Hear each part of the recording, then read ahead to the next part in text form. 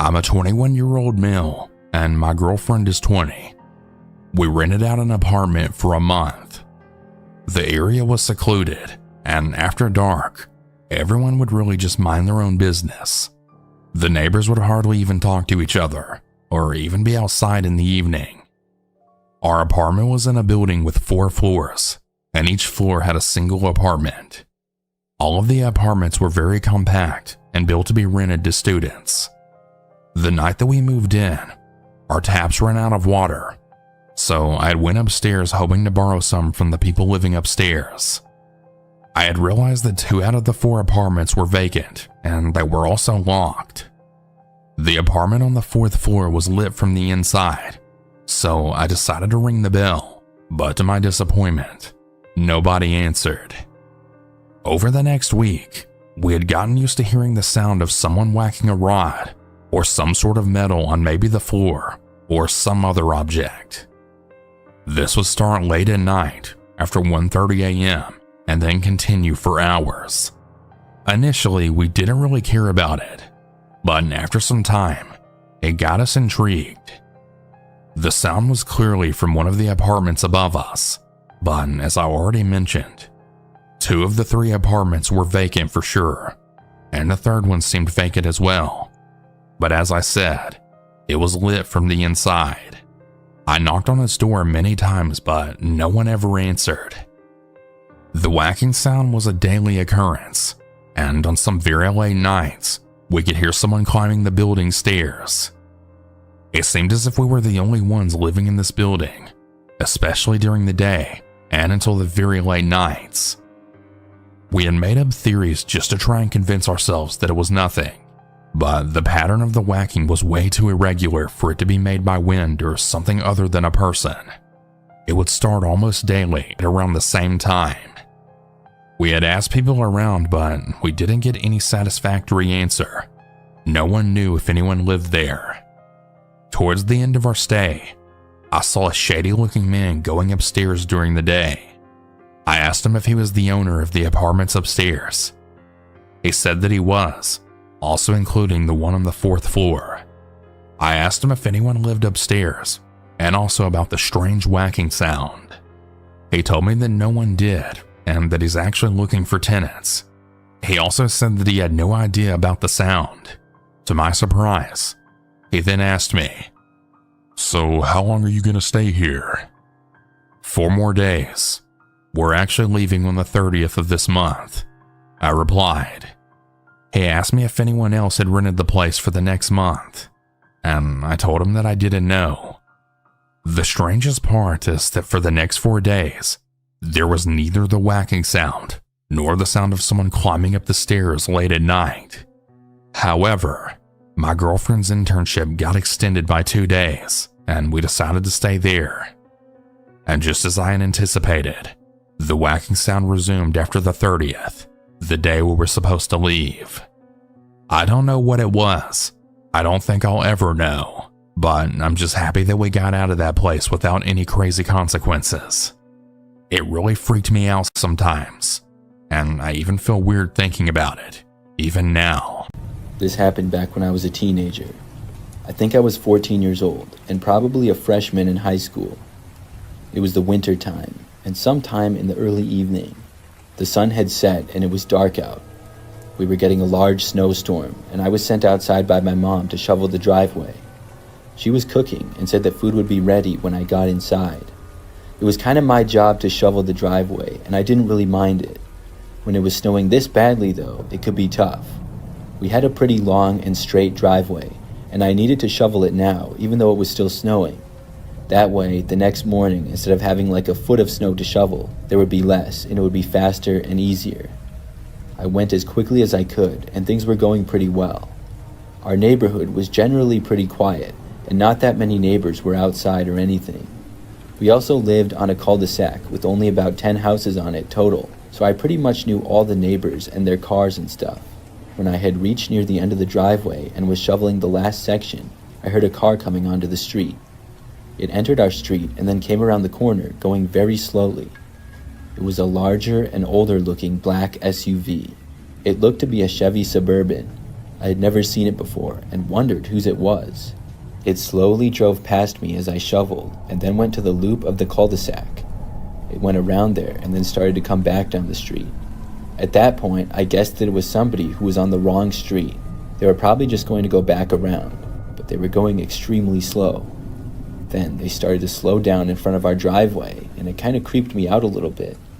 They moved past though, but then pulled over on the side of the street right in front of our house. It was only about 50 feet away from me. I wondered who on earth it could be. In fact, I wanted to just run back inside of my house right then and there, but I figured that would be weird and decided to just keep shoveling. The car sat there with the engine running and nobody got out of it. I glanced, but I couldn't see who was inside at all. It was not a good angle to see the driver, plus it was dark out and the windows were tinted. I shoveled, trying to hurry up and finish so I wouldn't have to be creeped out by this strange vehicle. The SUV then shut off, but nobody got out. After probably 2 or 3 minutes of the SUV just sitting there, the door finally opened. I was now almost at the complete end of the driveway. I saw a man get out of the car, and then he began walking over to me. He was kind of tall and thin and wore a black jacket and jeans. He also wore a winter hat and had sort of long hair. When I saw that he was walking straight for me, I really wanted to just get out of there. I told myself not to though, and I shouldn't be afraid of people. The guy walked right up to me and said hi. I said hi to him and was really nervous. The guy asked me if I wanted some help shoveling and said that he could help me. I told him no thanks and that I was just about done. He then asked me if I lived there, and I said yes. He just stood there for a few moments as I finished up the shoveling. Then he said something that really creeped me out. The guy asked me if I wanted a ride anywhere. I asked him why. He said, "I could take you anywhere you want to go right now if you want." I was really confused by this. I said no to the man and that I was supposed to go inside now. I started to walk away. The guy stood there and watched me as I started heading back. When I made it about halfway up the driveway, I heard him walking back to his car. It was a relief. When I made it back inside, I told my parents about the guy. We looked out the window, but he was gone now. This was one of the stranger things that had ever happened to me. But that night, I stayed up kind of late. It was probably like 10 p.m., and I looked out of my window and noticed that the SUV was back. I really couldn't believe it. I kept my eyes on it and could see that the engine was running. The same man was probably inside, and I was hoping that he wouldn't get out. I really just couldn't believe that he had come back. He was parked in the exact same place as before. Then, after about a minute, the truck drove away. I went and told my parents. My dad went outside, but the man was long gone by then. After that night, I never saw the truck or the man after that. The story still gives me the creeps when I think back to it though. I don't know why the guy came down our street or what he was doing. I'm really glad that he didn't try to make me go with him or something. Looking back, I probably should have gone inside as soon as I saw the car parking in front of our yard. My mother was the type of person who really depended on no one. That was until she had to have both of her legs amputated. She lived on Social Security, and she was not a rich woman. When she came home from rehabilitation, my brother and I had to find someone to help her get up and ready in the morning, and also to put her to bed. She was fine during the day with her trusted wheelchair. My brother worked weird hours with the railroad, and I lived far away, so we were of no help. Luckily, she had a neighbor who was a caregiver and had offered her services for $15 an hour. She did this professionally, and I couldn't believe our good luck. I would call my mother daily to check up on her, and she seemed to be just fine. One morning I had called, and she was crying, and she said that the caregiver's husband had been there that morning and tried to kiss her, and that he made her lie naked for a very long time, and it was cold. I told my mother how could that be true? Who would be trying to kiss an 80-year-old amputee? I also didn't hire an unexperienced man to take care of my mother. I called the woman and she said she had an emergency and that she had to have her husband come over and help her. I told the woman what my mom had told me, and she and I agreed that maybe my mother had some dementia. She said that her husband would never do that, especially to a woman in her 80s with no legs. My mother then told me that she didn't want them in her house ever again. Then the woman quit on us the next day with no warning. I think she must have known he was a pervert. Maybe she was too. I unfortunately am very ashamed to admit that I didn't do any background checks. The next time I visited, I went to their house to pay them what we owed them. This was the first time I had met the husband. The husband would not make any eye contact with me. I left with the feeling that my mother was probably right. Well, later in the year, the next time I visited, I heard that he was in jail for molesting his wife's granddaughters who were still in diapers. I will never ever stop feeling guilty for not believing my mother. Who the hell knows what he actually did to her? Did he drug her and molest her too? Did he go through her stuff? Did he try on her clothes? I hope that perverted bastard rots in jail, or the fellow prisoners hear what he did to the little girls and old women and give him a taste of his own medicine. I grew up living in rural Vermont. We had lived on a mountain road and there was a field behind our house that I often played.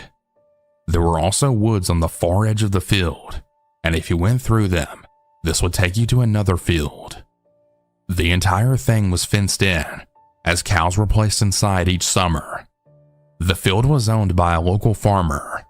I often played with the cows, and I had also followed them through their various paths in the woods. One day when I was around 12 years old, I was playing in the woods as normal, and I was riding on the back of one of the cows. She ambled slowly along, and I just casually rode along eating some blackberries that I had picked. She headed down a trail in the woods that I knew would bring us out of a clearing that I'd really enjoyed sitting in. When we popped out, I glanced over at the fence as it bordered the property of one of our neighbors. This man had always made me nervous. His hair was tangled into one big mass of a knot, and he smelled horrible. Unfortunately, he was outside in his yard, and he spotted me immediately.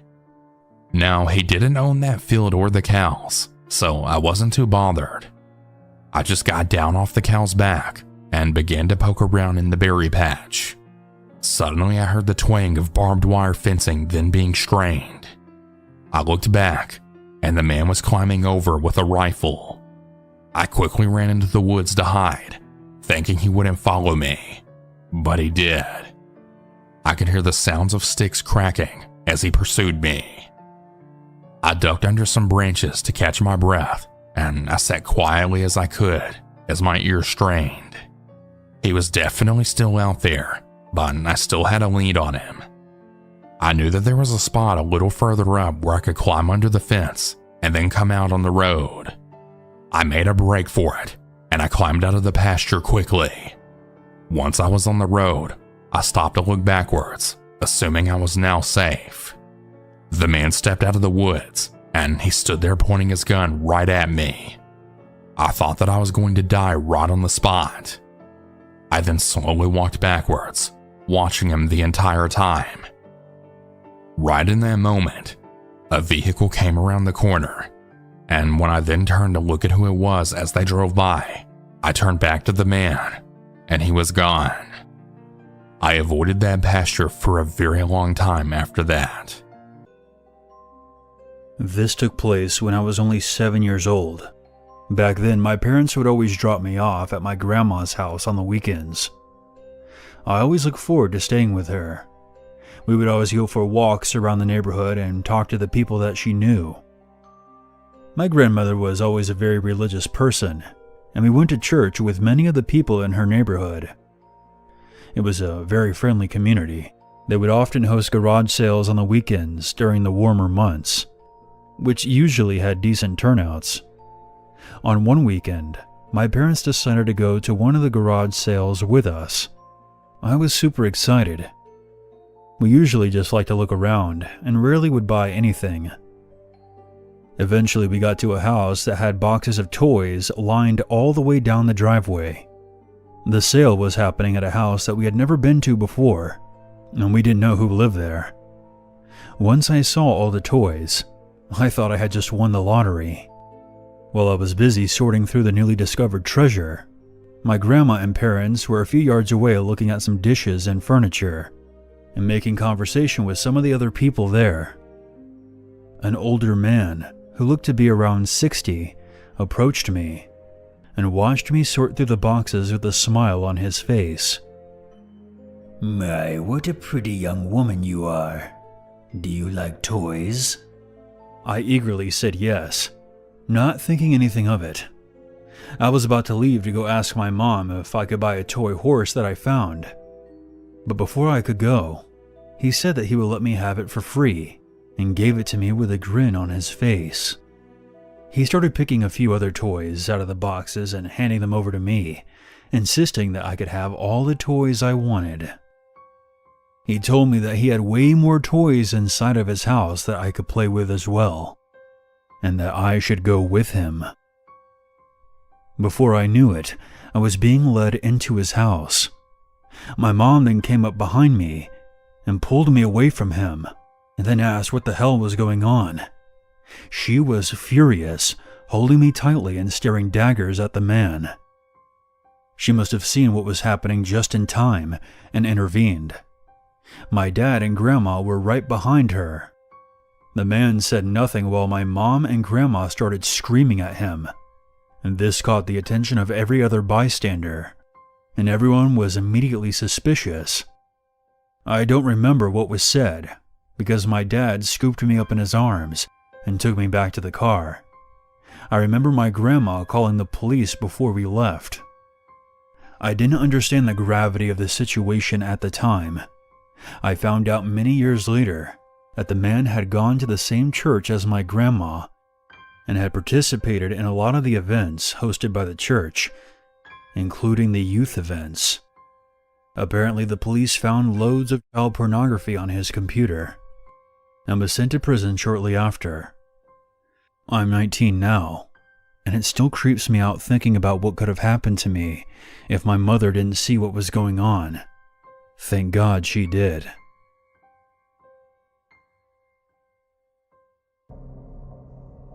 Back when I was about 16 years old, because of my living situation at least twice a month, I'd have to make a 2-hour drive from a city area back to my parents' house in a rural area.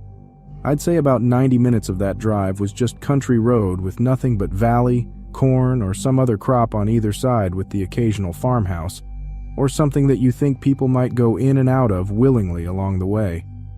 Because of how used to this drive I'd already been beforehand, I didn't think much of driving that long stretch of no cell service, no phone booth area. Nothing had happened yet, so surely nothing would happen ever. Right? In the middle of one of those drives back, while the night was slowly taking over as I was driving, I saw a flash of light. That was weird. Maybe just a momentary anemic moment. Another flash. Well, maybe someone coming this way has their high beams wonky or something. Another flash. Alright, something's wrong. I slowed down a bit so as not to get blinded periodically and swerve off the road and try to figure out what was ahead. Further in the distance, I think I see a person. Actually, multiple. My eyesight's well and good at this time in my life, so I was putting 2 and 2 together, getting close enough to realize there were 4 people on this shitty country road lined up across it as if it to make a roadblock to prevent any cars from passing through. Another note to this is that I don't see any car around them that they could have come in. Don't remember any farmhouses or sheds nearby either. The rest of this encounter felt like it took place in the span of an hour because of my anxiety, but it was likely no more than 5 minutes in hindsight. I'm driving maybe 10 miles per hour now as I'm getting closer and realizing that I'm definitely without a doubt approaching a line of 4 grown-ass people with huge bright white masks on staring in my direction.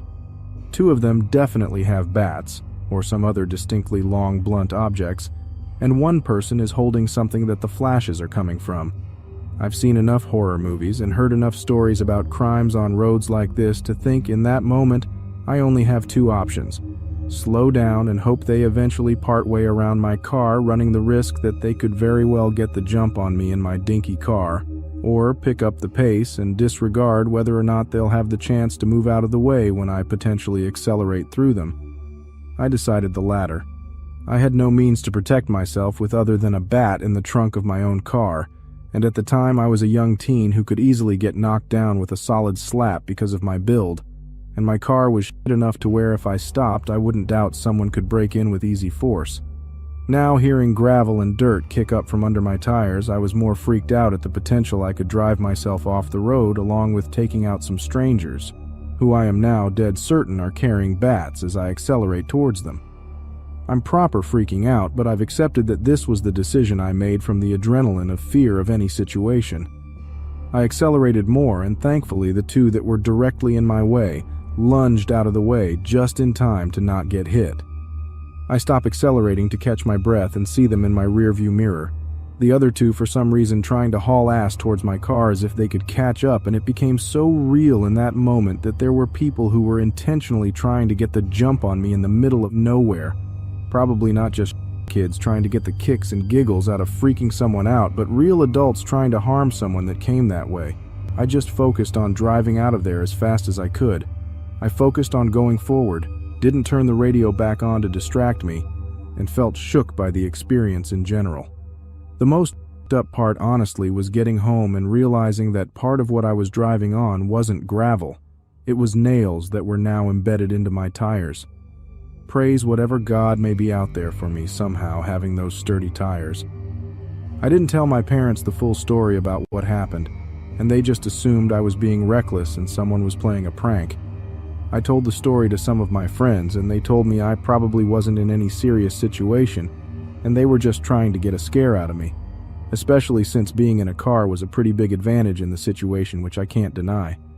Still, creeped the absolute hell out of me, and I remember it every single time I drive down a road that looks any type of similar. When I was in college, I attended film school, and let me tell you, I loved it. What a great experience. I met so many awesome people and learned so much, and I always loved it when we had a chance to create a short film, a chance to be able to tell stories with your unique vision. For me, I had a really hard time brainstorming and coming up with ideas while I was physically at the school. I couldn't concentrate in the dorms, and the library and places like that just didn't give the creative vibe. So, I started going on these long night drives whenever I needed to brainstorm. I'd throw on some tunes and just drive around letting my mind go to all sorts of wild places. On one of these night drives, I started to see flashing lights in my rearview mirror. When I looked back, the lights were getting closer, and it was clear that I was getting pulled over for something. I pulled over and noticed that the car pulled over behind me. The lights went off, and I just sat there for a minute or two contemplating what I could have done possibly to get pulled over like this. I took the key out of the car and set it on my dashboard. I don't know if that's like a universal thing, but I was always told when you get pulled over, put the key there. I started to look in the mirror, trying to make out any details that I could, but it was just too dark. From what I could tell, it looked like a pickup truck, but I couldn't be 100% certain. I started to have my doubts that this was even a real cop. I had just never seen a pickup truck cop car. And I started thinking that it could have been an undercover cop, but I still kept going to that same point, which was, what did I do? Finally, someone emerged from the vehicle. It was dark, but I could clearly see that this person was wearing black pants and a black hooded sweatshirt. Full alarm bells were going off because I was sure that I had never seen a cop with a hoodie on, but it didn't speed away because I still had that fear of, what if this was a cop? I would be fleeing the police, and they would have my license plate, and it was a whole mental battle that I was having. He looked like wobbling all over the place as he was walking towards my car, and when he got to my window, which was rolled down about a quarter of the way, I could see most of his face, even through the hood, as it was firmly on. He starts shouting from outside the window, "Step out of the vehicle now." I could immediately smell the booze reeking out of his breath towards my face through the little crack in the window. And I know I'm stupid, but it took me this long to finally be sure that this wasn't a real cop. And I just yelled through the window, "No," grabbed my keys, and tried to start my car. While I was struggling to find the keyhole, the man shouted again that I said get out right now. He then lifted part of his sweatshirt and started to pull something out that looked like a firearm, but I couldn't be sure. I just ducked down, put the car into gear, and drove off as fast as I could. I couldn't enjoy any relief in that moment, though, because within seconds, I now saw him following me. He didn't turn on the flashing lights, but got close enough to my car that he was straight up tailgating. If I switched lanes, he switched lanes. The speed limit on these dark roads was 45 miles per hour, and I was driving over 65 miles per hour trying to lose this guy. Before I knew it, I was almost 30 minutes away from campus, and this guy was still directly on my tail. I then did something that I had seen a million times in movies, and I couldn't believe that it actually worked. I was closing in on an on-ramp for the highway. I waited until the last possible second, and then swerved over and got onto the highway, forcing him to miss the ramp, or he may have crashed. About 2 minutes passed, and I saw no lights behind me. I hoped that I had finally lost this madman. Instead of getting off at the next exit, which I had a feeling that he may have thought was my plan, I made an illegal U-turn on the highway and got to the other side. I made the short drive back and got off the exit that I got on. I had no idea where I was. I drove around slowly for a while until I found a 24-hour gas station, and I go inside and told this guy what had happened and basically just begged him to call the police in that moment, which thankfully he did. I also had to ask him for directions back to the school. Now, this was before everyone had cell phones all the time, so I couldn't just GPS my way back. I had a brick phone that I usually just kept in my dorm, and when the cops showed up, I gave them all the information I could, which honestly wasn't that much since it was so dark. I mean, how many people own a pickup truck and a hoodie? Probably millions. The cop was honest and told me that they most likely would never find out who the man was since I didn't get any plate information. He was super nice though and escorted me back to the school just in case that man resurfaced. I think about that night a lot and just how crazy it was and how stupid I was. I wanted to punch the past version of myself for pulling over and not reacting faster. Whenever I have a truck tailgating me at night now, I'm always reminded of that night, and I just hope that all these years later that truck man never returns. This story takes place about a year ago. I was traveling all by myself on a road trip to visit family. It was a really long drive, and it would most likely take 2 whole days to get there. During the first day, I booked a hotel for a little bit past the halfway point. I wanted to get a little bit more driving done in the first day if possible. Things started out really well, and I only stopped a couple of times for gas, food, and to use the bathroom. I would stop at places that were the quickest, usually rest stops and gas stations just off the highway. I had been up since early in the morning, and if I had enough caffeine, it would usually keep me going. In the afternoon and early evening, though, I hit a rough patch of traffic. I think there was some road construction, and that was just a popular time to be on the road as well.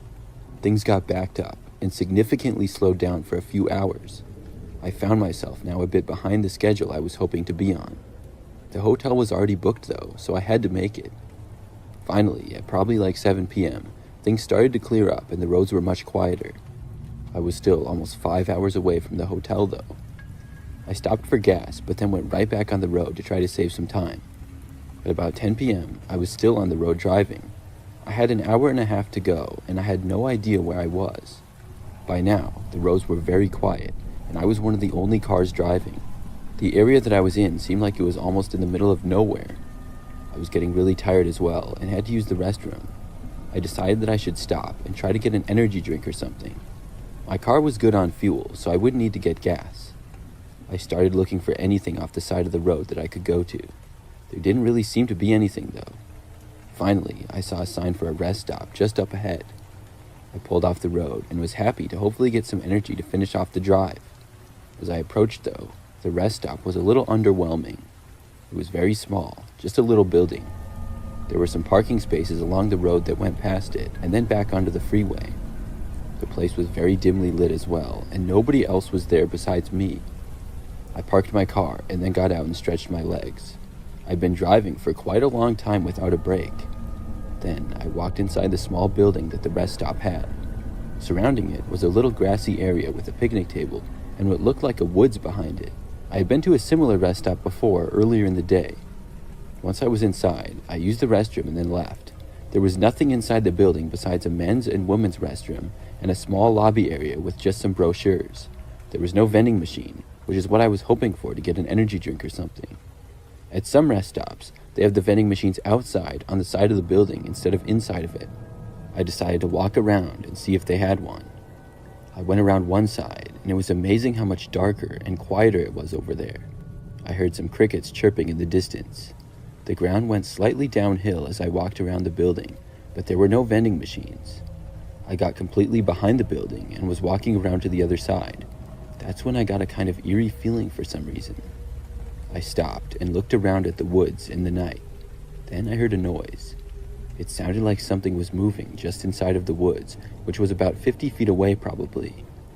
I thought maybe some kind of animal was there, and I sort of saw a tree branch moving a little. I stopped to see what it was, because I was curious, but part of me was wanting to just turn and run back to my car and get out of there. Still, I stood there looking to see what it was. As my eyes adjusted more to the darkness, I started to notice something. There appeared to be a man crouched sort of behind one of the trees. The guy was looking at me. I couldn't really tell any details about him at all, but he appeared to have a beard. After looking at him for a few seconds, he suddenly stood up.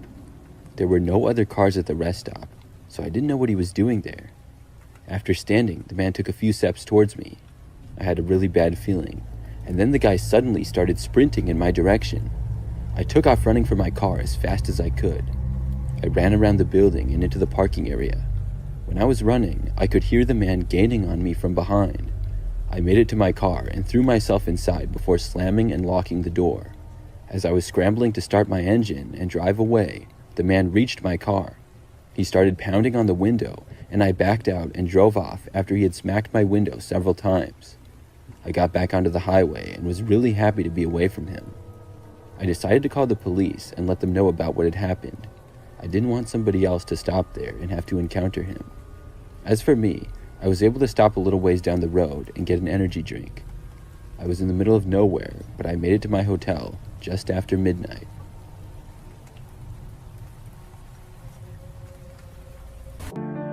This all started so innocuously. I'm an actor and physique bodybuilder trying to make it into jobs into modeling and acting. The time this was going on, I couldn't find any work in the field. I had just gotten done with a toxic working relationship with my last modeling coach, and I was just really eager to find some kind of work to do. I was browsing my Instagram when I had noticed a guy post on one of my videos saying that I was handsome and that he actually might have a job available for me. I was at the gym at the time and set in my mind to do so when I got back home. When I first started talking with this guy, things started off really well, but then some warning bells started going off. He wanted me to star in a parody version of a certain action movie, but when I asked him which production company was backing this, he said, "We'll let you know that once you've signed with us." Well, I knew from acting classes that you should never sign with someone who can't or won't tell you about their production company in such a way like this. I then refused to be involved with them, and I told him I wasn't interested. I thought that would be the end of it. It wasn't. It was about a week or two later when I noticed the fake accounts. They were made by some guy spreading all these outrageous rumors about me, saying that I was gay and in a relationship with the same guy who I rejected, and the two had full-on psycho conversations with each other, trying to make it seem like this fake account was really me. I reported the account to Instagram, and before long it was gone, only for 2 more to then pop up. The guy now seemed angrier.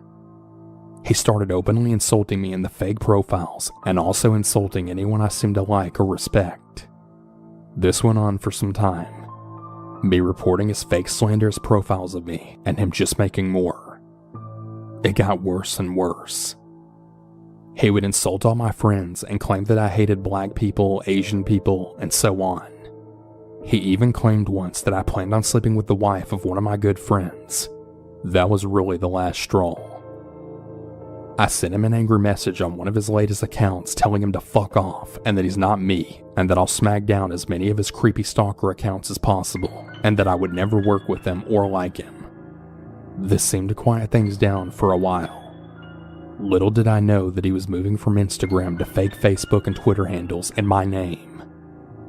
I was just relaxing after my day job one day, nothing really going on, and I got a phone call. I answered it, not knowing who it was.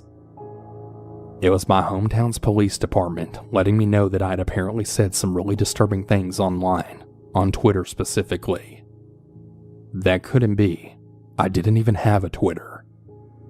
I went outside to meet the cops, and they said that someone using my name had actually announced that I would live stream my suicide on social media. They checked in to see if I was okay, and I then explained to the cops all that had been happening. Apparently, some of my old gym friends noticed what was going on, and then notified the cops. Having had this happen, I really couldn't help but wonder. I knew who was responsible, I knew why, but the involvement of the police made me think. Maybe he hoped to make the police crash into my house and possibly kill me in the ensuing chaos, purely because I refused to be involved with him romantically.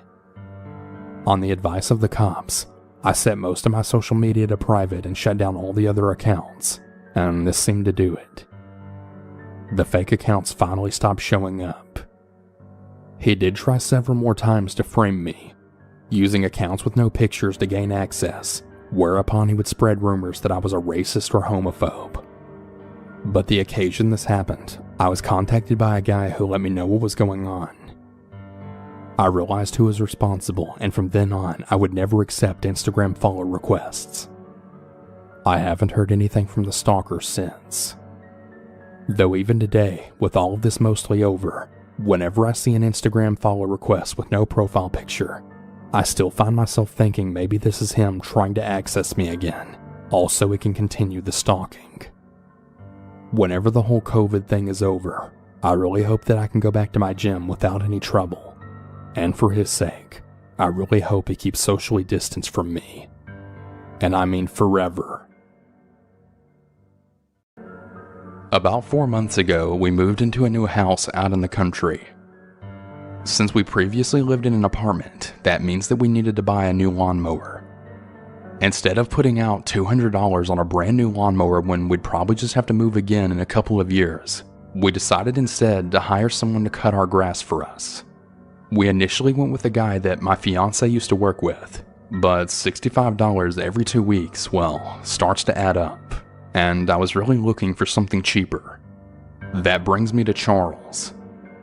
Charles had posted in my Facebook classified that he was looking for some lawns that he could cut this weekend, and he had a reputable company, or so I thought. So I decided to send him a message on Facebook. Now, initially, Charles came off as pretty nice to me. He asked me for my address so that he could stop by and give me an estimate. After stopping by my house, he sent me a message that said, "Damn, sweetheart, you got a big-ass porch." It made me kind of uncomfortable, but I figured I was just overreacting, and I started planning when he could come out.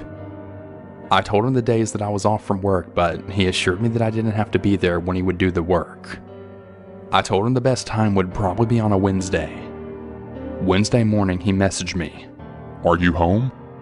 I said no. 3 hours later, "Are you home yet?" I told him no yet again and that I won't be home until after 8. Charles then informed me that his tire had a flat and he would come tomorrow instead. Let's cut to Thursday, and first thing in the morning, he sends me a message. "Will you be home today?" I told him no. He messages me back a few hours later once again asking if I'm home. I told him, "No, I told you I wouldn't be home all day. Are you still coming out?" Then he tells me his truck broke down. He was sending me messages like, "Please don't be upset with me, sweetheart." At this point, I was getting really creeped out and pretty sick of his excuses, but I told him to just come tomorrow. It's now Friday and it's actually my day off, but I woke up and I left the house for the day. He messages me. "Hey, I'm coming. You're off today, right?" I told him yes, but that I wouldn't be home. "When will you be home then?" I told him I didn't know, and he messages me later saying, "Sorry, babe. I was loading the equipment onto my truck and it then fell and broke. Maybe I can come tomorrow." At this point, I was really creeped out and I just told him never mind and that I was going to find someone else at this point. It's now Saturday and I get off work around 4 or 5 and I check my phone and I find multiple messages from him saying that he cut my grass and that I need to come home and give him the money. I told him no and that I would just send it through Cash App. He started getting really irate with me and saying that I needed to give him the money right now.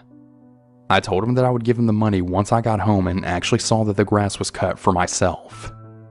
I'm not gonna lie, I was honestly really worried that he was gonna be waiting at my house for me, so I decided to get a friend of mine to drive home right behind me. Luckily, he wasn't there.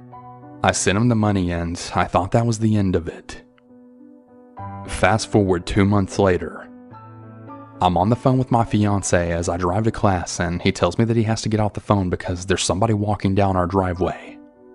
I asked him what he meant and he said that there was some strange man walking around in our driveway as well as our front yard.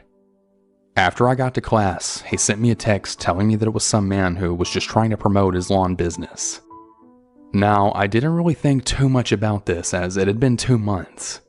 But later that night, I then got home and I saw a business card that was laying on my counter, and it had the same exact name of the very same man who had been messaging me previously. I decided to call my fiance at work and I asked how the guy had been acting. He said that Charles seemed genuinely surprised that a man had come out and he asked if he lived alone. I then asked Mike if Charles had stopped at any of the other houses in the neighborhood, and then he replied with, "You know, now that I think about it, no. After he left our house, he just left." Mike said that Charles seemed really desperate to help around the house and he actually offered to cut the lawn, fix our porch, as well as remove any trash or scrap metal we had around the house. And then he even asked if we had pests such as bats in our attic or anything. That especially really freaked me out as we do have a bat problem, and I had previously posted about it on Facebook, so I'm guessing that's where he figured that out. Mike then said that what was really weird about Charles is how freaked out he was acting about the dog. He had heard our dog Max barking from inside and then started asking a lot of questions like, Is he big? Does he stay inside or outside? Does he ever go outside or does he just always stay inside? How big is he? Is he nice? Mike just chalked it up to him being scared of dogs. He gave him a brief tour of the outside of our house and then Charles got in his truck and then left. That's when I told Mike that this was the same guy who had been messaging me earlier in the year, and then Mike began to really freak out. He said that Charles had asked a lot of really specific questions about who all lived here and how long they lived here, as well as where they specifically were at the time. He said that he tried to brush them off, but Charles seemed really insistent to know if Mike was the only one in the house. Before he left though, Mike specifically asked him if he had cut the lawn here before, and that maybe he was thinking of the last owners, but Charles just told him, No, I've never cut your grass before. I just happened to be out this way and thought I'd promote my business. The worst part? On that day, I had taken my fiance's car to work that day, which means that mine was in the driveway when Charles stopped by, meaning that he thought I was home alone when he stopped by. I didn't contact the police because I thought that I just might be overreacting about it. This all happened about 2 days ago, but hopefully I don't hear from him again. If I do, however, I'll definitely give an update. My name is Bree. When I went to high school, during my senior year, early on in the first semester, I remember noticing this one new kid in our school. I would call him Dave for this story. I had never seen him at our school before, and I had a history class with him. For the most part, that's all I knew of him. Beyond that, I didn't really notice him much at all. The next semester, I didn't have any classes with Dave. It was pretty early on in that second semester that one of my friends told me something shortly after I had gotten to school one day. She told me that Dave had been posting some really weird and borderline creepy Snapchat stories of me. Nobody in my friend group was friends with Dave on Snapchat, but apparently my friend had heard from a mutual friend about it. Somebody who was friends with Dave on Snapchat had seen his stories and found them really odd. When I asked for examples, I was told that he had occasionally taken photos of me in class or in the hallway without my knowledge. Other times, he would post random pictures and mention me for whatever reason. To me, this did seem pretty strange, and I felt like I should tell Dave to stop. But I knew this might be really awkward to do, or he might deny it altogether. I thought about it for a little while, but I never really saw Dave anymore anyways. I didn't have any classes with him anymore. Plus, I never saw him in the hallways in between classes either. Our school was pretty big, with about 2,000 students total. Over time, I just kind of ignored it. I figured that maybe he was a bit of a creep, or maybe he had a crush on me, but if he didn't see me anymore, he would get over it. Roughly 2 weeks after finding out about this, I was told once again by a friend that Dave had posted a weird story about me. My friend had actually befriended Dave on Snapchat to see his stories. He posted a picture of my car in the student parking lot, saying the caption, "My favorite girl's car." Obviously, I found this really weird, and I knew that I needed to ask Dave to stop. Unfortunately, I could never seem to find Dave in the hallways, and I didn't want to go out looking for him. I decided that I would just add Dave on Snapchat, just for the purpose of asking him to stop posting weird things about me. So that day, when I got home from school, I asked my friend for Dave's username, and she gave it to me. Once I added Dave, he added me back, and he immediately snapped me saying hi.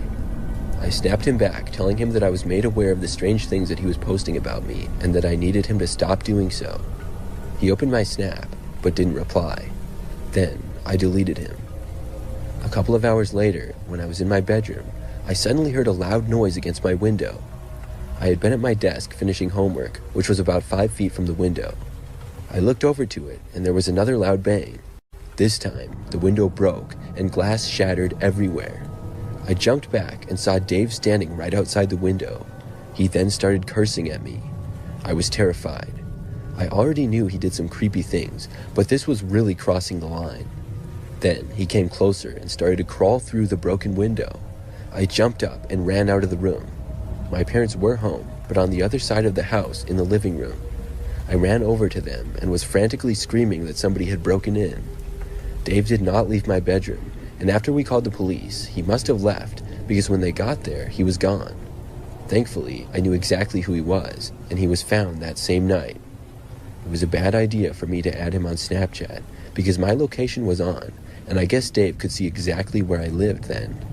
Since then, I've turned my location off, and I'm much more careful of who I add on Snapchat. Nothing else crazy like this has happened to me though.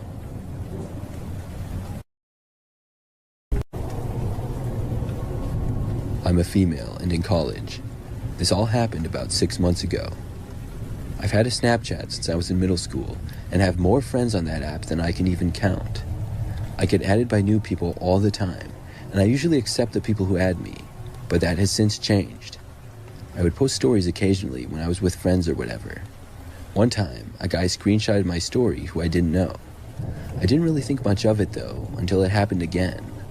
When it did, I clicked on his profile, and I really had no idea who the guy was or when we had become Snapchat friends. He didn't have a Bitmoji, so I had no idea what he looked like. I searched his name on Instagram and Facebook, but it was a pretty common name and brought back no useful results. After that, I moved on. The next time I posted a story, he screenshotted it again though. This time, I sent him a message and asked him why he always screenshotted my stories. He opened up my Snapchat a very short time later and replied with a picture. I opened it up and was extremely creeped out. It was a picture of his wall that had countless photos of me taped to it. I saw many of the photos that I had posted on Instagram and all of my recent Snapchat stories. There were also some pictures from my Facebook and basically any photo of me that was online. But it got worse. There were some photos of me on his wall that I didn't remember being taken, like just pictures of me walking. I took a screenshot of the picture that he sent me, and then I blocked his account. I couldn't believe what I had seen. Then, I made my Instagram and Facebook accounts private. But that's when I realized maybe this guy was already one of my followers or friends. I searched his name on Facebook, and sure enough, we were friends. I showed his profile to my parents and told them about what had happened. That's when I learned something very creepy. They told me that he was one of our neighbors and lived just down the street. We live in a pretty large neighborhood, and I definitely didn't know all of our neighbors. I only know a few. I guess my dad had helped him snowblow his driveway a few years back. I couldn't believe it. My dad went over to talk to the guy, but he denied everything. I blocked the guy on all social media, and I hope I never see him again. This happened last year when I was 14. There's this dating app for teenagers. I used it as more of a joke. It was connected to Snapchat, so whenever you matched with someone, you would add them to Snapchat so you could continue talking to your match. As I said, at first I was using it as a joke, but then I matched with this really good-looking guy, and I thought, well, would it hurt to try? So I accepted his request to be my friend on Snapchat. I sent a shy hi to him and waited for a response. It took him about 2 hours to respond, and the only thing he sent was a blank black picture. I didn't think too much of it, and I continued on with my day. But the next day I get a message from him, a picture of a very familiar thing. My school. It was only a little jarring, but I figured he probably went to the same school and we had just never met. Then my phone began to vibrate like crazy during a class. To give a little perspective, we have glass doors and windows. They look out into the corridors during class, and when I checked my phone, I saw maybe 15 pictures sent to me from the same guy. They were pictures of me sitting at my desk in the classroom. The pictures kept coming. They seemed to have been taken from outside that window next to the door. When I looked over, I saw someone standing there just outside that window. He had a phone in his hand and he was pointing at me. Whoever it was wearing a black hoodie. The hood covered half of his face and the other half was pale, and he had a sharp jawline. I could see thin lips curved into a grin. And I saw my friend. She was looking at him too, and her face turned red and she began to shake. We were the only ones who saw them, because as fast as we tried to say something, the figure was gone. My friend stood up from her chair and went to the door to open it. It caught my teacher's attention, and we had to explain what we were doing. We had to tell them what we saw. My teacher went out herself to look for whoever this was, and then she even told the office. They let out a message over the speakers, telling everyone to look out for this man. Ever since then, I haven't used Snapchat. It was one of the apps I used all the time before. It still creeps me out. Though it may have been a joke and it must have been someone who knew me from before, but it was still horrifying. It had made me a lot more paranoid about strangers on the internet. 3 weeks ago, someone added me on Snapchat called Addergreen. I thought nothing of it at first, but then a few days later I got a bus to the gym since I couldn't be bothered to walk. It's 4 miles away, so it's alright to take the bus. Sitting at the front with my headphones in, listening to music to make the journey that less bit boring. From the bus stop to the gym, I was messing around on my phone when I noticed I had a Snapchat from Addergreen. It was only on for a few seconds, but the Snapchat was a picture of me sitting on the bus. No text, just me. It was taken from a few seats behind and shown the back of my head and some of my hoodie.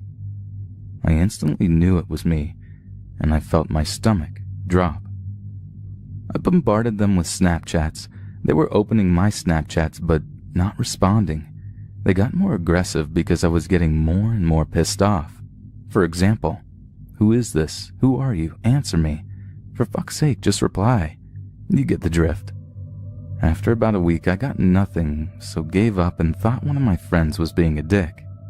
Then Snapchat number 2. Didn't screenshot this one either. I know I'm a moron, but I was drunk.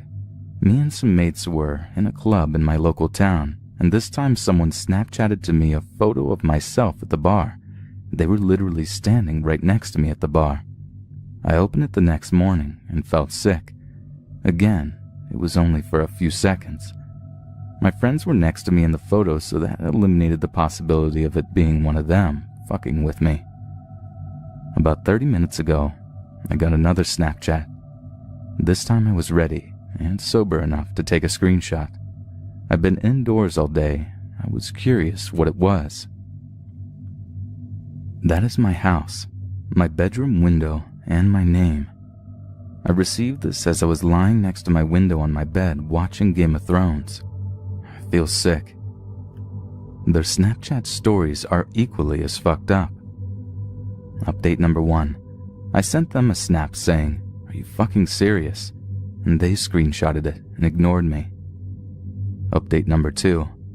Got another brick wall Snapchat, only on for literally a second though. Update number 3. Fuck. Lying in bed watching Game of Thrones and I just got this. I'm fucking done. Update number 4. Today I got a Snapchat of that brick wall again. Update number 5. Just got a Snapchat video of weird as fuck noises and a black screen. It's in their stories too. Don't think I can post Snapchat videos though. Update number 6. It's been quiet for a few days. Sent Green Snapchats, but they're unopened. Who is this shithead?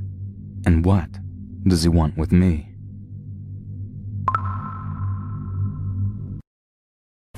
I'm a typical guy, and I have the Instagram app. I go on it basically every day to check out what my friends are doing and follow my favorite sports teams and things like that. One thing that I do a lot is go on the Explore page. This is just a bunch of random posts from accounts you don't follow, but that might interest you. It's interesting to look at them sometimes, and every new time you log into Instagram though, it's completely different. Now, I don't remember exactly when this started, but I know that I saw the same picture on the Explore page twice. This isn't a big deal, but then I saw it a third time. I thought this was pretty strange, but I still didn't click on it. A couple of times later though, I saw it yet again. I truly don't know how many times I saw the picture, but it just kept showing up. Eventually, I caved and I clicked on it, wondering why I kept seeing it. This photo was a picture of a car. It was seemingly random. The car was not particularly new or old, it just looked average. It was a gray 4-door sedan. The picture did not have the number of likes listed and didn't have any comments either. I clicked on the page and it was a random word with numbers, and the profile picture was one of the cars. The page only had like 5 followers. On the page were 4 photos and they were all of different cars. It was like somebody had just walked down the street and took pictures of random parked cars, but none of the cars were really that unique. 2 were on the side of the street parked, and 1 was in the driveway, and another was in a parking lot. I noticed that one of the cars in the photos was the same make and model that I had. Then I examined the photo a little bit closer. I soon realized that that was my car. I could tell that it was parked in my driveway. This gave me the chills when I saw it. Who ran this account? I shared the picture with a couple of my friends. None of the pictures had any captions or comments on them. My friends agreed that it was really weird, but didn't know who would do that or why. I was really curious, and I thought about commenting or sending a message to the page, but I decided not to. The very next day, I went on Instagram again. This time, I saw the same picture of my car on the Explore page. I clicked on it wondering if it was new, but it was in fact the same one.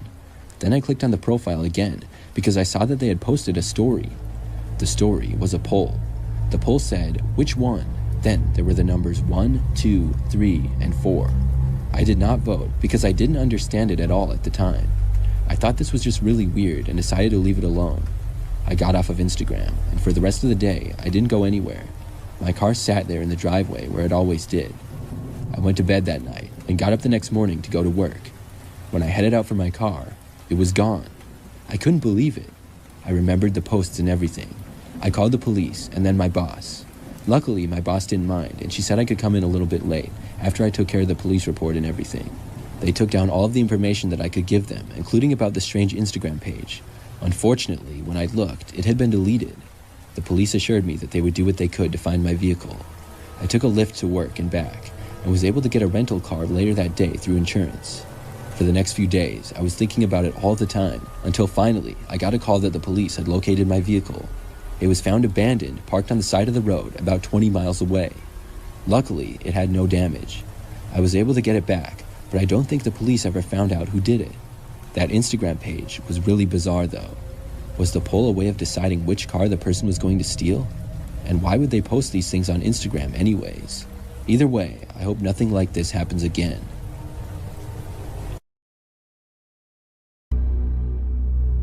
So this happened a few weeks back. As I'm sure most of you know, Facebook now has a dating component to it. I matched with this guy who seemed pretty chill to me. He was older than me. His profile had stated that he was 27 years old and I had just turned 23. But in my mind, 4 years age difference really isn't that big of a deal. We talked for about a day or two and decided that we would meet up for a drink to try and get a feel for each other in person. When we met face to face, he looked a little older than just 27. He had quite a bit of gray mixed into his facial hair, but I figured he might just be one of those people whose hair turns gray earlier in life. No big deal. We have a few drinks and then we chatted for a bit. He again states that he's 27 years old. He was really nice, but he wouldn't stop staring at me and feeding me compliments with every single sentence that came out of his mouth. I'm really awkward and I'm honestly pretty average looking. I was really flattered that he was saying those things to me, but naturally, it made me uncomfortable. Shortly after that, I decided it was time for me to head out, since I had to be up for work around 4:30 a.m. the next day. He walked me to my car and then we started discussing his car. It really caught my attention due to the fact that it was a 1970 Camaro. Then out of nowhere, he offered to take me a drive in it around 10 p.m. I declined due to the time and to the fact that I had only known this guy for less than 2 hours, and he wants me to get in his car and go on a random drive late at night? Yeah, that definitely wasn't going to happen. Something I really enjoy is watching documentaries about serial killers as well as reading creepy encounters and let's not meet stories. The last thing I'm about to do is get into a vehicle with an unfamiliar man who's then going to take me to God knows where. I know what kind of danger that can lead to, and I wasn't going to risk it. He was very persistent about it, but I wouldn't budge. So I just got in my car and left for my drive home, which was about 45 minutes long. By the time I arrived home, I received a ton of messages from him. Most of them saying how much he already missed me, wants to build a future with me, and how he's never fallen for anyone this fast during his 38 years of life. Then continuing with further compliments. And that's when my stomach then dropped. He had just stated that he was 38 years old. That's not what I was told at the bar or what his profile said. I replied to him, wondering whether or not it bothered him that he was 15 years older than I was. And I know it bothered me for damn sure. He states that it didn't and he prefers to date younger women around my age. I didn't respond and I just went to bed after that. When I woke up the next morning, I had multiple text messages and 5 missed calls and voicemails from that guy. I'm not going to lie, I straight up ghosted him after that. I blocked him on every form of social media that I had, as well as his phone number, which I guess is a crappy thing to do on my part, but he really creeped me out. He was super charming, but he was way too pushy, and he was giving me some real Ted Bundy vibes. So shout out to Facebook. I really want to thank you for introducing me to the creepiest person I've ever gone on a date with. So yeah, I think that's the last time I'll use Facebook for a date. Snapchat was still pretty new when this story took place. It was sometime in late 2011. During my freshman year of high school, I had one really close friend. Her name was Samantha. Samantha told me one Friday before the weekend that she would ask for a friend request the next day. She thought it would be really cool if we bandwagoned on the Snapchat trend, the sooner the better, because Snapchat was almost non-existent at our school. And when I got home that day, I got a friend request. The profile picture was of Samantha. This was odd because she told me that she would invite me to her contacts the next day. Without hesitating, I accepted it. I figured she just got to it sooner. After I finished my homework the same day, I got a message from that account. 2 messages, in fact. They said, "Come to my house tomorrow, we can have a party." And the second was her address. I was really happy as I never went to her house before. We had just met earlier that year. And besides that, I wasn't often invited to parties. The address she gave me was to a house nearby, so I decided to walk over the next day. When I actually saw the house, I checked Google Maps multiple times to make sure I was led to the right destination, because this place was very messy and the windows were covered in those thank you bags you get at markets. Something didn't seem right. It was very modest for Samantha's family, yet we attended a private school. I realized the address was correct, so I knocked on the door, although I was a bit hesitant. It opened very quickly, and a man greeted me, almost like he was expecting me. He was about 6'3" with blonde hair. He really didn't look anything like Samantha, who was a short, black-haired girl. I asked if they were related. He simply said, "Yes." It was in a very plain and odd voice. Then I asked him about the bags on the windows, and he said it was because construction workers were still renovating the house. Before I could ask or say anything else, he beckoned me inside, moving aside so I could go through the doorway. I entered the small house. Sitting near a frayed couch was a large terrier, which he said they just bought a few days before I arrived. He told me to sit down while he went to get something. I checked the time on my phone, but the moment I grabbed it, it vibrated with a message. It was a notification from Snapchat. It was Samantha. It said, "Here is my Snapchat." And I thought things couldn't get weirder. She'd already sent me a request. Did she make another profile? Why would she do that? So immediately, as confused as I was, I messaged her back. "Your house is so weird. Where are you?" I said. "House?" she asked. "I have an apartment." My heart sank in my chest. Surely she was pulling my leg, just making a joke on me or something, I thought. "That's not funny," I messaged back. "Your dad's home. Where are you?" She didn't answer for a few seconds. Finally, after what felt like an eternity, I got an answer. An answer that confirmed everything. "What are you talking about?" it said. "My mom's been single for a while. I'm waiting for you by the door. Where are you?" I lower my phone, eyes wide and breathing funny. What do I do? Did I really just walk into a stranger's house? A stranger that had laid bait for me? That's when I hear whispering from another room. The man stepped out of the room with two other men. One was holding a thick black bag with his hands, fully assuming the worst. I sprinted out of the house as fast as I could. Not once did I look back, even as I heard the footsteps behind me. Eventually, they faded away. I didn't stop running until I got back home, until I was inside the house with the doors locked. Once I finally got a breather, my chest never burned so bad before. My mom and dad looked worried when they saw me, and they needed an explanation. In between breaths, I tried to tell them. They got the gist of it, and they called the police. When the police got there, they were gone. That house had been abandoned. There should have been no one living there. We moved to Connecticut the summer before I entered 6th grade in 2001. We moved into a beautiful new house in one of the most beautiful towns I'd ever seen. It was a bit more rural than we were used to in New Jersey, but it was an adjustment. My sister is 2 years younger than me, and she was going into 4th grade at the time. We came from a neighborhood where we were all super close and everyone knew one another. Block parties every summer and kids running back and forth to one another's houses, and we were sad to leave it. Within the first few weeks, we met some of our neighbors. Everyone was what we soon defined as very Connecticut. It was all a bit surface and nobody had that New Jersey warmth that we had been used to. In particular, our neighbors directly across the street seemed a bit odd. The mom would come over to vent to my mom about her sons and husband, and my mom was a sweetheart and was very welcoming and warm. The holidays came around and the neighbor boy across the street was in my sister's 4th grade class. My sister came back slightly alarmed with what had happened in class that day. The students were asked to make a Thanksgiving turkey out of a traced drawing of their hands. On each finger, they were supposed to write things that they were thankful for.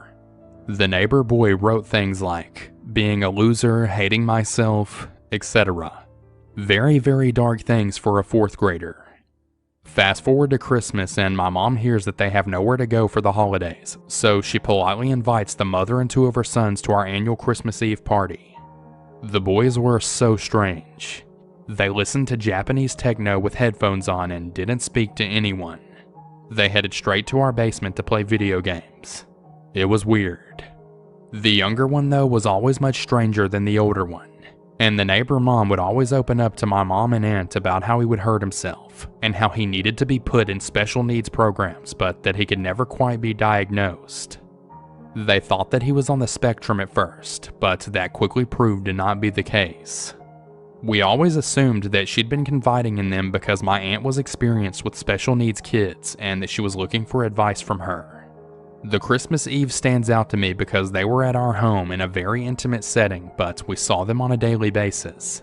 My sister and I would come home from school telling my mom about how weird the younger neighbor boy was, and that something was just really off about him. I will never forget her telling us just to be nice to him and that we don't know what he's capable of. That struck me as so odd at the time, but we listened. I don't know if his mother told my mom something that scared her and made her say that, or if she just had a gut instinct. Recently after that, and I can't quite remember if this was in middle school or high school, I think I was in 9th grade, and my sister and young neighbor boy were in 7th, so we all rode the bus together. What my mom then said stuck out in my mind, so today I decided to be friendlier than usual. There was snow on the ground and the younger neighbor boy was drawing something in the snow and muttering to himself. I decided to greet him. "Hey Adam, what's going on? Nice morning today, huh?" He made no eye contact. "I'll bomb you," he said, still making no eye contact. We let it slide. We came home and told my mom. She reiterated, "Just be nice. We have no idea what this kid's capable of." Keep in mind, we were kids. We didn't know what to take seriously and what not to. I wished we had done more. Keep in mind, he wasn't someone who was bullied or made fun of. He was always off in the sense that he could not hold eye contact or hold a conversation or even a hello. Kids didn't make fun of him. He was a loner, but it seemed to be by choice. I never knew why we were cautious or afraid around him other than the fact that he showed zero warmth and zero humanity. We knew he had special needs, so we never really second-guessed anything and just tried to be polite as possible. When the bus would drop us off at all of our respective houses, he would run all the way up his driveway on the hill with his hands by his sides, and then would turn around and make this weird hiss noise at everyone, making claws with his hands. It was always so odd, but again, we were kids and there's always a couple of kids in school who are a little strange. We took it as just that. They were invited to several Christmas Eve parties, so memories kind of blend here. One year, the neighbor mom started screaming at my innocent grandmother for being a Yankees fan as she was a Red Sox fan. It was beyond strange because my grandma is the cutest little lady of all time and was in no way trying to argue over sports. It was though as the woman clearly had a weird switch go off. She was always nice to me, but I'll be honest, we always rolled our eyes every single time my mom invited them over. It was always such forced conversations with her, and as a teenager I wanted nothing to do with being cornered into another chat. I think she must have just been lonely. The following and final year they were invited to Christmas Eve was when she got into it with my mom about having guns in the house. The boys only attended the first couple of Christmas Eves, so it was just the mom this time around. The topic of guns came up. The neighbor mom started telling my mom about how she has guns in the house and how she takes her younger son to the shooting range all the time. My mom said that she didn't agree with having guns in the house. She wasn't trying to argue, but the neighbor mom got out of hand about it, very defensive and ultimately getting aggressive about how she grew up in New Hampshire and that's just the way of life out there. The neighbor mom told us about how brilliant that her younger son was, and that he hacked into some of the government's highest levels of security and that the CIA showed up on his doorstep. We have absolutely no idea if this story is true or not, but this is what she told us, so it became our ongoing joke when anything strange happened at our house. There were a few odd things that happened throughout the years. Our internet had clearly been messed with, lights would flicker in the house, and we would joke that it was the younger boy each time. It wasn't until December 14th, 2012, that we knew just what he was capable of. I was out of college working outside of Philadelphia, my sister still a student in college, and my youngest brother a student at the high school. It was the worst day of all of our lives. My dad heard the gunshots in the morning that killed the neighbor mom, Nancy Lanza. He assumed it had been a hunter in the area, maybe a little closer than usual. That is until the FBI showed up and had to evacuate the house as snipers had lined our driveway. My mom was at the mall and we were all frantically calling one another as the news slowly broke throughout the day. At first they had his identity all wrong and said it was his brother, but we knew it had to have been him. Thank God for my mom making sure we were as nice as possible, although I don't know that it would have stopped him. I wish we had done more at the time. I wish we knew to do more at the time. We didn't. We didn't want to assume the worst out of someone, but I wish we had. Approximately 20 students and 6 teachers were killed at Sandy Hook Elementary School that day. The worst act of evil I have ever experienced so directly in my life, and I hope I will never experience again. I'm very thankful that we survived growing up across the street from him, but I'm so gutted for those who didn't get so lucky. I hate it so much. I know I will never see him again, but regardless, Adam Lanza, you sick and twisted individual. I pray and hope to God that we never see you again. This happened to me when I was in 4th grade. I am now 42. The internet as we know it wasn't around back in those days. So unfortunately, I don't have any news articles to corroborate my story. But I have a very vivid memory of what happened that day. The day that my friend nearly lost her innocence and possibly her life. Here is the backstory. I have always had this very weird habit that I still do to this very day. I don't know what causes it, but I've always walked on my tiptoes. When I would go to school, I would usually get picked on a lot for this. No matter how much I tried walking flat-footed, I always ended up back on my toes. This led my family to believe that I was destined to be a ballet dancer. As much as I love to dance, I was also a tomboy that preferred climbing trees to wearing dresses. So when my mother, who worked 2 jobs, took me to the community center and signed me up for ballet classes, I thought I would definitely have to learn how to like dresses. The dance instructor's name was Mulaney. She was impressed by my skills but wasn't crazy about my height or my parents' economic status, as this was a very expensive class. At the end of my audition, I was told that I was too tall and awkward. It was a nice way of building up a young girl's confidence. When I exited the classroom and entered the hallway, I heard Mulaney say under her breath that she would not teach poor kids. I stopped mid-stride and turned around. "Excuse me?" And that's when she replied, "I don't teach trailer trash, okay?" My face became so red that my ears were purple. At that moment, I decided that I would knock her on her pompous ass. Before I could react, that's when I felt a hand on my shoulder, followed by a man's voice. "That's a fighter in you. Have you ever thought about trying out karate?" Mr. Diaz was a well-known and respected karate instructor in our county. He wanted me to try out his class and even offered to take me in at no charge. I would be his first girl, but he saw my potential, and I still owe him a lot for this. When I first started training, he noticed my tiptoed footing, and rather than mock me for it, he showed me how to turn them into weapons, as my legs are, to this day, still solid muscle from my calves to my thighs, and I kick harder than a mule. It was around this time that our small town on the coast of North Carolina was being terrorized by a man who had been abducting young girls. He would take them, have his way with them, and when he was done, he would bind their hands together, blindfold them before crossing into another town and dropping them off in the middle of the night.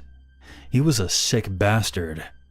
He didn't kill any of his victims, but his MO suggested that he was becoming more and more violent with each incident. Mr. Diaz changed his lessons for a week or 2 and taught us how to use our momentum against attackers to get away. Eyes, nose, groin, and face. He said that if you were attacked, we should try our best to claw and scratch their face and eyes. Not only would this have the chance of blinding them, but it would also make them easy to identify after the fact. More importantly, he emphasized the buddy system. He told us not to scream the R word, because unfortunately, while many people want to stop that from happening, he also said people don't want to see it, and carry that mental image around in their heads. We should scream, "Fire," or "I lost my arm." He said that as silly as the last one sounds, it works. People are compelled to look at a fire, but even more so if someone's arm is falling off. Okay, so now on to the day in question. I was in 4th grade, and the year was 1990, springtime. At the time, I was with my best friend, who we'll call Jenny. Jenny and I decided to take a little walk around the neighborhood we lived in. This neighborhood had 2 main entrances, and formed a circle with 2 parallel streets in the middle. Homes were lined along each road, no more than 1.5 acres apart, some even closer. It was very easy to come into one entrance, leave out the other, and not be seen by anyone, even if you were paying attention to the vehicles that were passing through. This was also back when we kept the time by looking at the streetlights. The rule was when the streetlights come on, your ass better be on your way home. Ginny and I were on the main road heading towards the back. We were just being a couple of young girls talking about boys that we liked and the boogeyman that had been terrorizing our state. A girl that we knew named Kelly had been the latest victim. She was turned from a social butterfly into a psych ward irregular. She even tried to take her own life at one point. As we were talking about this, I remember looking over my shoulder and seeing an unfamiliar car approaching us very slowly. The hairs on the back of my neck stood up. The car was a Pontiac with a faded maroon or burgundy color. The driver almost reminded me of Jeffrey Dahmer. He wore these thick, red-rimmed glasses, had tight blonde, curly hair, and had a smile that made my skin crawl. His window was down already, and he stopped the car beside us. "Hello, girls. I'm trying to pay my electric bill, and I can't seem to find the office anywhere. Can you tell me how to get there from here?" Coincidentally, the one electric company in our town wasn't even a mile away from our neighborhood. In fact, I could have walked straight through the woods and shown up at the front doorstep. The only way to pay to turn on the service was in the office itself. Again, this was a small town back in the early 90s. The driver continued, saying that he had to get there to avoid his electricity shutting off. Knowing that he had to have been there before, I stated, "It's where you paid to have it turned on, so just go there." That's when I noticed an open map beside him on the passenger seat. He explained that his mother had been the one to turn on the electricity, and he was new to the area and had just come back from deployment. Something that struck me as odd was that his hair was a bit too long for being in the military, and he didn't have a sticker for getting on base. There are 2 military bases by us, Camp Lejeune and Cherry Point. Both of my grandfathers served in the military.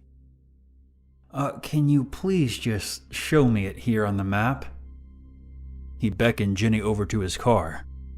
Ginny was obviously unaware that something was off. I looked around and saw that no one was outside, and I quickly turned my attention back to Ginny and the man.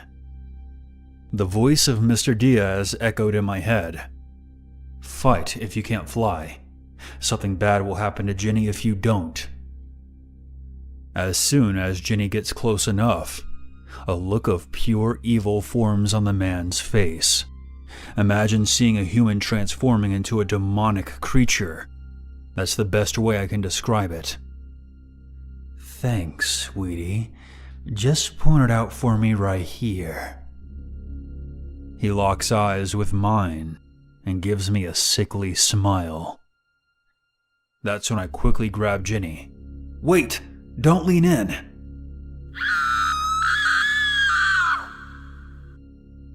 Jenny's scream echoed across the street, as I look up and saw that the man had reached over the passenger seat and had a hold of her arm. The car slowly began to roll forward as he struggled to pull her in. I yelled as I wrapped my arms around Jenny's upper body. I then pulled back as hard as I could, and I knew it was going to hurt like a bitch once I fell onto the asphalt, but that was okay, as long as I still had a hold of Ginny. We both hit the road, and it hurt like hell, as I predicted. By this time, some of the neighbors heard us screaming, and had exited their homes. I pulled Ginny to safety as the car peeled away. One of the bystanders was the mother of my friend Brandon. She got the tags, and a detailed description of what the driver looked like and his car. The man that we encountered that day was the monster who had been preying on young girls in North Carolina. I don't recall his name. My mother made every effort to keep me sheltered before this incident, and it just got worse after this. Now that I'm a mother myself, I can understand better now. She was proud of me and my actions that day. Jenny was also very grateful, and I'm glad to say that she's still doing well. The girl that I mentioned earlier, Kelly, serves as an example of what could have become of her if I hadn't intervened that day. Kelly has had a rough life and doesn't really speak to anyone anymore. I don't know all the details, but the monster ended up being caged. The descriptions of the car and the driver gathered from my neighborhood aided in his apprehension. I often think back to that day at the community center, where I was scoffed at by someone who thought I wasn't worth the investment. But against all odds, Mr. Diaz saw the potential in a tall, awkward girl who walked on her tiptoes. He was the guiding voice in my head that day, and if it wasn't for him, I wouldn't have been able to save Jenny.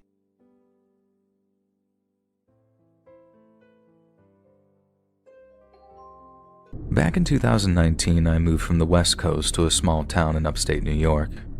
The town had that charming feel that you would find almost in a Hallmark movie. Everyone seemed to be friendly and helpful, and I felt welcomed into the community soon after moving in. Now, a few months later, one of my neighbors went door to door informing everyone that there had been a theft from their shed, which was in their backyard. The supposed thief had stolen a weed whacker, lawnmower, and other outdoor tools. Although the news of the theft had left some of the neighborhood shocked and kind of scared, I didn't feel uncomfortable or really paranoid. Having lived in a rough neighborhood before, I was kind of desensitized to theft. However, I reassured my neighbors in a concerned voice that I would keep my eyes peeled for any sort of behavior like that. A couple of weeks went by without any further news of any sort of theft in the neighborhood, until one afternoon when I got home from work. I found a flyer in my mailbox with the heading, Neighborhood Watch. The flyer wasn't really official. There's no official watch team, but rather a group of neighbors who wanted to get together to stop ongoing thefts. Confused, as I had not heard or been notified of any other crimes in the area, I went next door and asked my neighbor Cliff if he had heard anything. Cliff was one of those kind of stoic types. He was in his early 70s and a widower. His wife, Irene, had passed away a few years before I moved into town. Even though Cliff was quiet, he was one of the nicest people I had met since moving there. He had helped me fix my car, dishwasher, dryer, and even installed a new sliding door for me after a storm knocked a tree through the previous one. I never asked him to do any of these things, but he always insisted, saying that it gave him a chance to get out of the house and be productive. I liked his calm and quiet demeanor as it reminded me of my dad. When I asked Cliff if he had heard anything about the ongoing crime, he kind of grumbled in his gruff voice, saying, "I don't really know too much. I guess some punks have been breaking into sheds and stealing stuff. Nothing of mine has been stolen." I nodded and made some small talk with him before I started to walk down his driveway. When I was a few feet away, he shouted to me, "Hey, just be careful, make sure you lock your doors. I did hear that whoever's doing that is breaking into houses now, so..." I smiled and thanked him for one last time. That night was no different from any other night.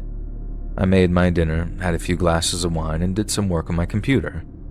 At around 11 that evening, I thought that I had heard something outside, like a cough or something.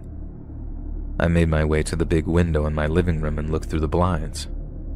Across the street, I saw one of my neighbors outside looking right at my house. It was strange and a little creepy, but I thought that he could have been just looking at the stars, so I just sort of dismissed it. A few minutes later, I couldn't shake that weird and horrible feeling in my stomach. I decided to get up and grab another glass of wine. My kitchen is in the back of the house, and I have one of those big bay windows over the sink and counter that overlooks the backyard. I have a big yard that empties into a small wooded area. When I was pouring another glass, I happened to look out the window and I thought that I saw some movement. I shut the lights off in the kitchen so I wasn't visible from the outside. I cut my hands and looked through the glass of the window. To my disbelief, there was a person in my backyard looking at my house. I couldn't tell who it was as it was too dark and they were far enough away, but it was undeniably a person. While I stood there in a sort of panic, the silhouette of the person started to jog towards my house. I jumped back, trying to process my thoughts. I decided to call the police, but my phone was in the other room. As I composed myself and started briskly walking toward the other room, I heard a loud bang upstairs. I froze again. In those brief seconds of panic, I heard heavy footsteps upstairs. I ran to the closet in the living room and hid underneath all the blankets. My phone was still on the other table, and I didn't know what to do. At this point, I had no idea how many people were in my house and what kind of danger I truly was in. Within seconds of hiding, I could hear the heavy boots making their way down my hardwood steps. In a sheer stroke of luck, there was a knock on the door and the footsteps stopped abruptly. The boots sounded like they were right outside my door. Another knock on the door, and this time was followed by the line, "Hello? Is anyone home? This is the police." I heard the steps move a bit faster and stop in another room. By the sound, I could tell that the intruder was no longer near the closet door. With only one hope, I ran out of the closet into my front door. I opened it up, and thankfully, it actually was a real police officer. I started to frantically plead that someone was in my house, and I heard the steps go in that direction. The two officers began to run inside, and in no time at all, they were escorting a man out of my house in cuffs. I felt sick as I stood and stared at the officers arresting the man, not because I had an intruder in my house, but because that intruder was Cliff. Cliff from next door. I was speechless as he walked by, mumbling some sort of nonsense to himself. While I was outside talking to the cops, I noticed the neighbor across the street, whom I saw staring at my home, and the other person whom I saw in the backyard come over to me. I immediately went into defense mode, thinking that these two were part of the intrusion, but I couldn't have been more wrong. These two were on a late-night walk and had seen Cliff going into my window upstairs. They called the police and were watching Cliff's movements upstairs. I guess they didn't want to bring attention to the situation in case I was in immediate danger. After an investigation, they found out that Cliff was the neighbor thief as well. He admitted to stealing all those belongings and breaking into my home. However, he never admitted what he had planned on doing inside my home that evening, which still kind of makes me sick thinking about it. I guess after his wife died and retiring from his job, he was bored and was looking for any form of excitement he could find. He found that rush from stealing, and unfortunately that hunger, I guess, just kind of grew. And in hindsight, I'm thankful for our little makeshift neighborhood watch. If it hadn't been for my lovely neighbors, the end of this story could have been much different. My life has gone back to normal. Currently, I don't feel safe anywhere. I used to dorm at my college, but I had to go back home during the second semester due to strange occurrences happening there. I don't plan on dorming anytime soon. It might not be the smartest thing to share this since it's still under investigation, but maybe it will make people more cautious of social networking. It sure has made me wary of trusting strangers online again. November of last year was when the messages first appeared. Ever heard of Snapchat before? For those of you who don't know what Snapchat is, it's an app that lets you send picture messages to your friends, but that only lasts for a couple of seconds. Once those seconds are up, the picture disappears forever, meaning you can never see them again. You can only send pictures you take at the moment, and they can only be seen for the few seconds of the time that's given. You can also draw and write text on the pictures. You can even send videos. I never really knew about Snapchat up until I was introduced to it by my friends.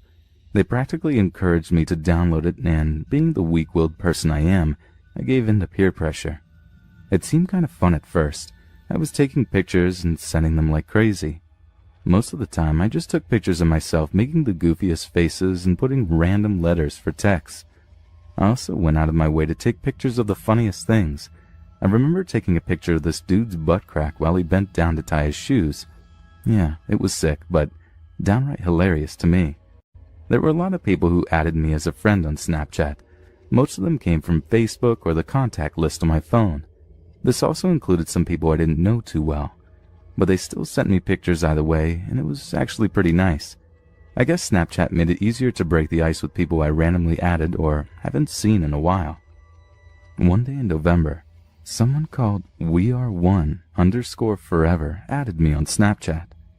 At the moment, I didn't think too much of it. I figured it was just another one of my Facebook friends.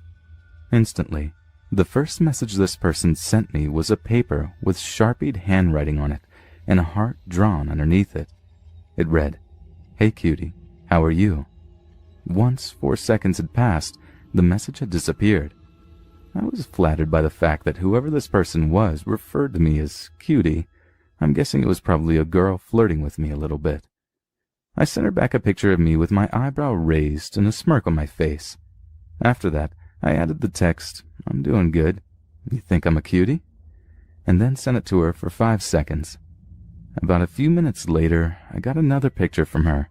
The picture was of a teddy bear carrying a red heart with a white backdrop. The text read, "You are on my top 5. Right away, I wanted to know who this person was. For the next couple of days that we messaged each other, she never sent me a picture of herself. For some reason, she wouldn't even tell me her name. I kept pushing her to send me a picture, but she always made excuses or sent stupidly drawn stick figures instead.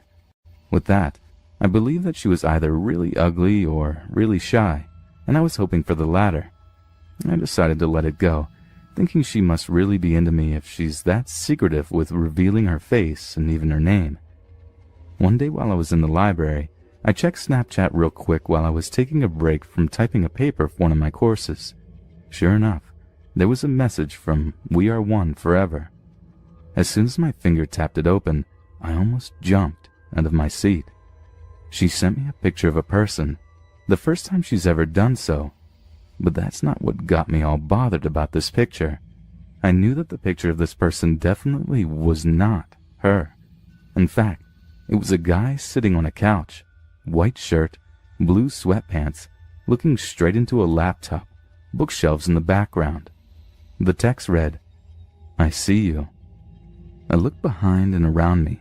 There was no one who seemed suspicious, just a bunch of college students in their own little worlds. Still, I didn't want to read too much into it. After all, why psych myself out for something that seemed like harmless flirting? I sent her a picture of me with this confused look on my face and typed out, "I don't see you. Why don't you say hi?" The next picture she sent me was of a poster of my college mascot with the text, "I was so nervous. You're just too cute." From how I saw it, it just seemed like I had a secret admirer who possibly went to the same college. I sent her a message asking, "So you go to my college too?" She never answered my question, even though she opened my message. Things just got weirder after that small incident. After a couple of times, she sent pictures of me walking in lecture halls, eating in the cafe, making lines for food, and even talking to my friends. I don't remember all the texts, but there were some that stood out to me like, "I see you everywhere. It's so funny how close I am to you. And one day, you'll know who I am." I started to think my friends might have been playing a joke on me, as they're known to do that. I asked my best friend Andrew one day if he was the one sending me all these weird Snapchats. He told me he had no idea what I was talking about, and I explained to him the whole thing, that this person called We Are One Forever had been sending Snapchats of me. Andrew said that was pretty creepy, and they must have had some obsessive stalker who obviously had no life. I was secretly hoping he was the one behind all of it, but I knew he was telling the truth. We Are One Forever doesn't have the same handwriting Andrew has. Besides, dude can't lie his way out of a paper bag. After talking to Andrew, I asked all my other friends about it, but they also told me the same answer. Either it really wasn't them, or they were playing some seriously elaborate mindfuck on me. One of them had to come clean, but no one ever did, and the Snapchats were getting a little too eerie. My secret admirer started sending pictures of only me and nothing else. She rarely added text on them anymore. It was like she was playing Where's Waldo with me, and oddly enough, I was Waldo. It became her mission to send a picture of me at least once a day. I began to pay more attention to my surroundings, but the only people I see every day were my friends. I never saw the same face everywhere I went. I figured my friends had to be the ones messing with me. Eventually, I stopped sending messages to We Are One Forever, thinking it was best to ignore and pretend like it didn't bother me if it were them. I didn't mention the messages anymore, and I even stopped opening them. They just kept piling on wherever I went on Snapchat. The fall semester was almost over at that time. December came, followed by colder days and nights loaded with college assignments, projects, and final exams. Even though all of this sounded intimidating, I was a little relieved, to be honest. It gave me the excuse to focus all my attention on something more important than those messages. And yet, whenever I looked at my phone for the time or a new text message, I always saw a notification from Snapchat. "We are one forever sent you a message," is what it would say. After a week of ignoring them, I finally let curiosity get the best of me. Once I started opening one, I saw a picture of me, but when I blinked, it was already gone. I opened up another message, me again, but it disappeared as fast as the last one. As I opened those messages one by one, I could feel my heart sink deeper and deeper with each message. They were all pictures of me all over campus. I couldn't even fathom as to how this person was able to follow me from one place to another. She even took pictures of me during lectures and when I came out of bathrooms. That day, I decided to stay in my dorm room since I was starting to become actually paranoid from all of this. My roommate, John Michael, wasn't there for most of the time. Some of my friends were texting me to join them for lunch, but I was in no mood to come out and show myself to my secret admirer. She seemed to know where I was every single time. To avoid my chances of being another Snapchat message, I only came out that day to buy myself a sandwich. When I looked at my phone a few times, I was pleasantly surprised at the lack of Snapchat notifications from her. I was able to breathe normally again, even though part of me was worried about going out. After all, I couldn't just stay trapped in my dorm room every day. I had classes to be in, friends to hang out with, and parties I wanted to go to before the semester ended. That night, I couldn't really sleep. I actually felt more alive that moment than I did the whole day. It was impossible for me to go to sleep when I had a million thoughts racing through my mind. Unsurprisingly, all those thoughts were related to those damn Snapchat messages. Finally, I fell asleep for what felt like hours, looking at the darkness. The next morning, I woke up tired and not in the greatest of moods. I checked my phone to see the time. It was 12 in the afternoon. Out of habit, I also checked Snapchat for any new messages I could have received. The more recent messages were from "We Are One Forever." Her messages took up all of my Snapchat. It had to be almost 50 she sent me. Seeing her username alone made my body tremble with morbid curiosity. Before I opened the messages, I noticed something was off about them right away. She sent me videos in the more recent Snapchats, which is something that never happened before. Also, the time she sent me those messages was about 6 hours ago. It made me extremely hesitant to open any of them, but something inside of me was demanding me to do it. She had to be taking pictures of something else that night. I was in bed that whole time. However, once I opened her first message, I couldn't believe my own eyes, and even thought for that second that I was going insane. I wanted to scream. Immediately I regretted my decision of ever opening that message. Just thinking about it gave me chills alone. At first, I couldn't make out what the picture was. It seemed dark, but she must have enabled the flash option because there was a bright light illuminating the subject of the picture. Even though the picture was only for a second, I was able to make out what it was in the second and third picture, and by the 20th picture, my eyes confirmed it was someone lying in bed. It made my heart beat unnervingly fast. Those were the most horrifying seconds of my life. As I kept opening these messages, they were the same pictures of someone sleeping. The more recent messages became closer and closer views of the person. The closer they were, the more they confirmed my fears about the person in the picture. And the videos. Oh God, the fucking videos. They may have been only 5 videos, but they showed uncomfortable close-ups of that person's face in the glowing flashlight. And then there was that typical noisy, silent audio in the background, and my own sleeping face. It broke me down as I immediately dialed my college's police department. I told them someone broke into my room last night, and that I was being stalked by someone I didn't know who was also sending me pictures of myself. I tried to explain as much as I could, but they couldn't even understand what I was saying because I sounded like a complete mess. They came over to check up on my dorm room, observe any forcible entry that could have taken place, and even question my roommate for an hour. I showed them my Snapchat to prove the multiple messages the person was sending me. Unfortunately, they couldn't retrieve them and see the actual pictures. I told my parents about it a week later. They wanted to pick me up as soon as possible, even though finals were coming up. After I was finished, though, I went back home and the messages had stopped for a while. I didn't see anything from We Are One Forever for the second semester of college. The police are still trying to find out the perpetrator and are currently trying to contact the makers of Snapchat to retrieve those terrifying pictures. At that time, my life was going back to normal. And yeah, I was still using Snapchat for the innocent fun of it. The last days of the semester, though, became a different story altogether. It was a typical Friday, and I was home alone, watching TV and chowing down on snacks. I just completed the last of my finals, so I was treating myself after all that stress from college, and especially from that slightly traumatizing situation. But that all changed once my phone began to vibrate. This whole wave of dizziness took over me as I read what was on the screen. We Are One Forever sent you a message.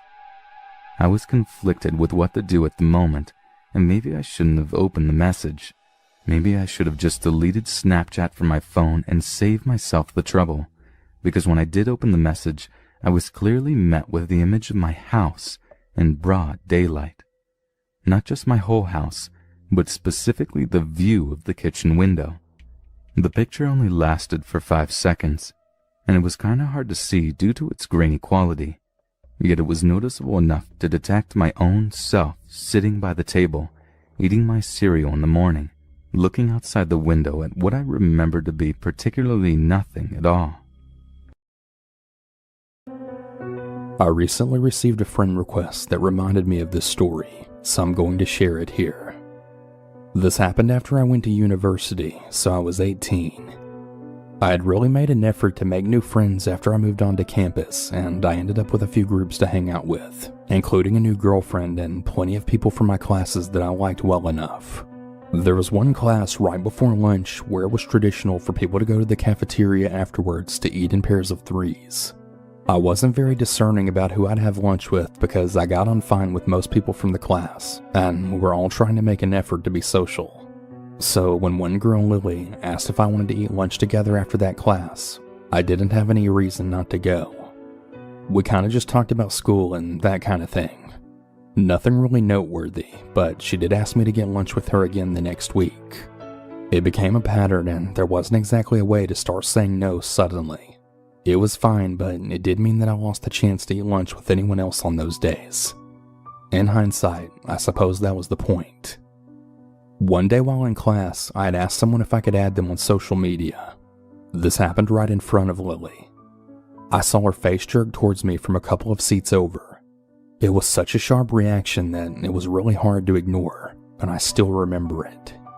By the time I got home later that day, Lily had sent me a friend request. No friends in common. I really don't know how she knew my last name.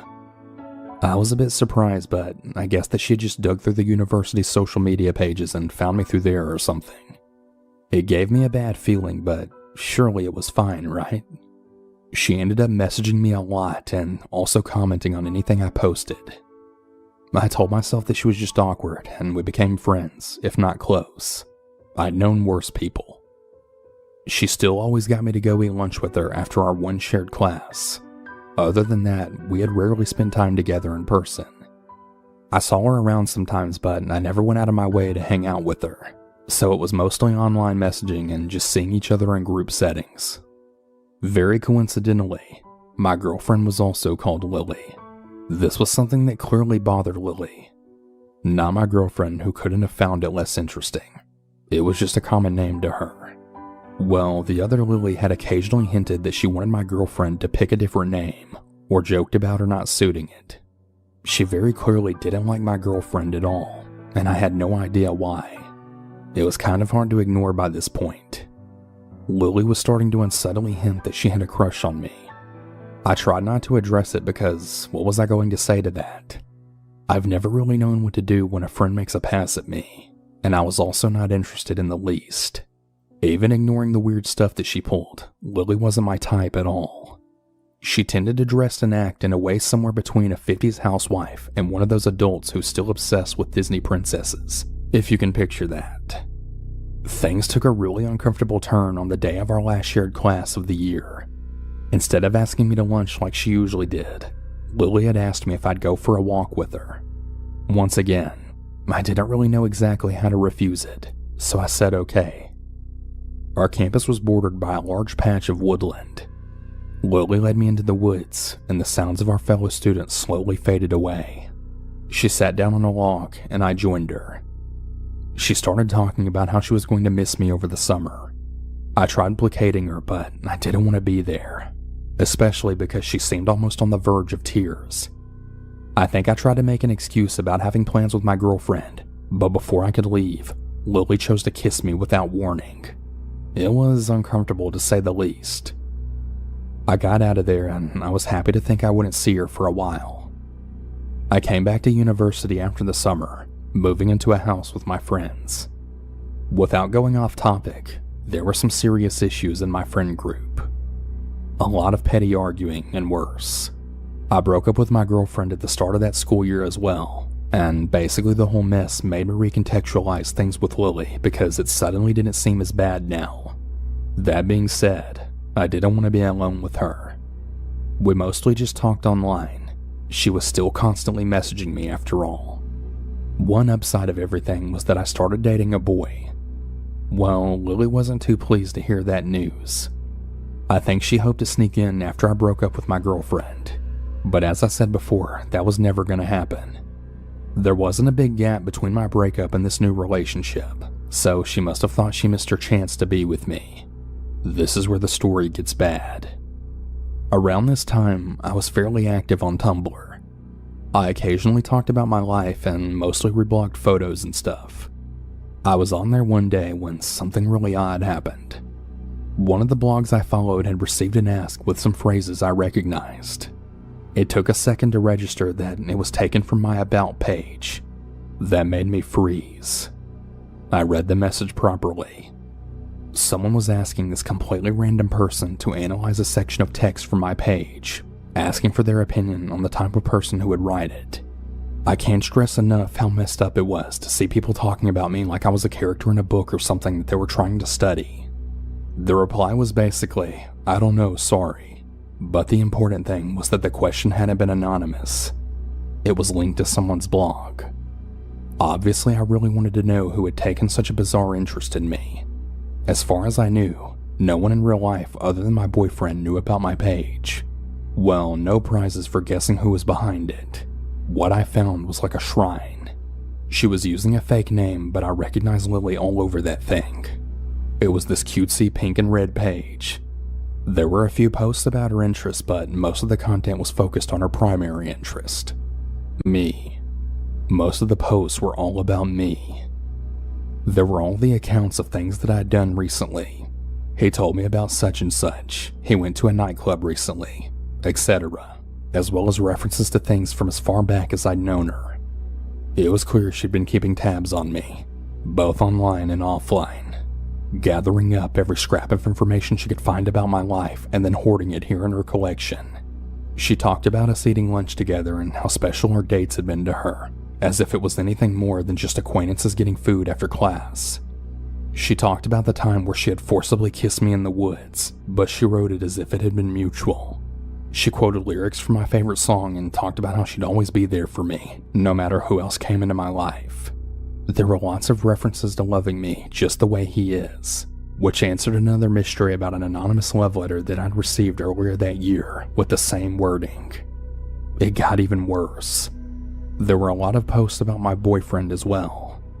These weren't so nice. They got vicious, talking about how he didn't deserve me and he didn't know what he had, that if she was with me she'd be jealous of anyone else who came near me, so my boyfriend not being a jealous person meant he didn't love me. It was really angry and hateful. I didn't like to think about the sort of person who could write so obsessively being fixated on me. One thing that didn't make sense at first was that the blog was also made of plenty of references to Lily's best friend, Steven. She had never mentioned this person to me. Her post had really talked a lot about Steven. Things like how great of a friend he was, how much fun they had together, how he looked out for her, etc. I was trying to work out whether this was an online friend, when one specific post made it all click.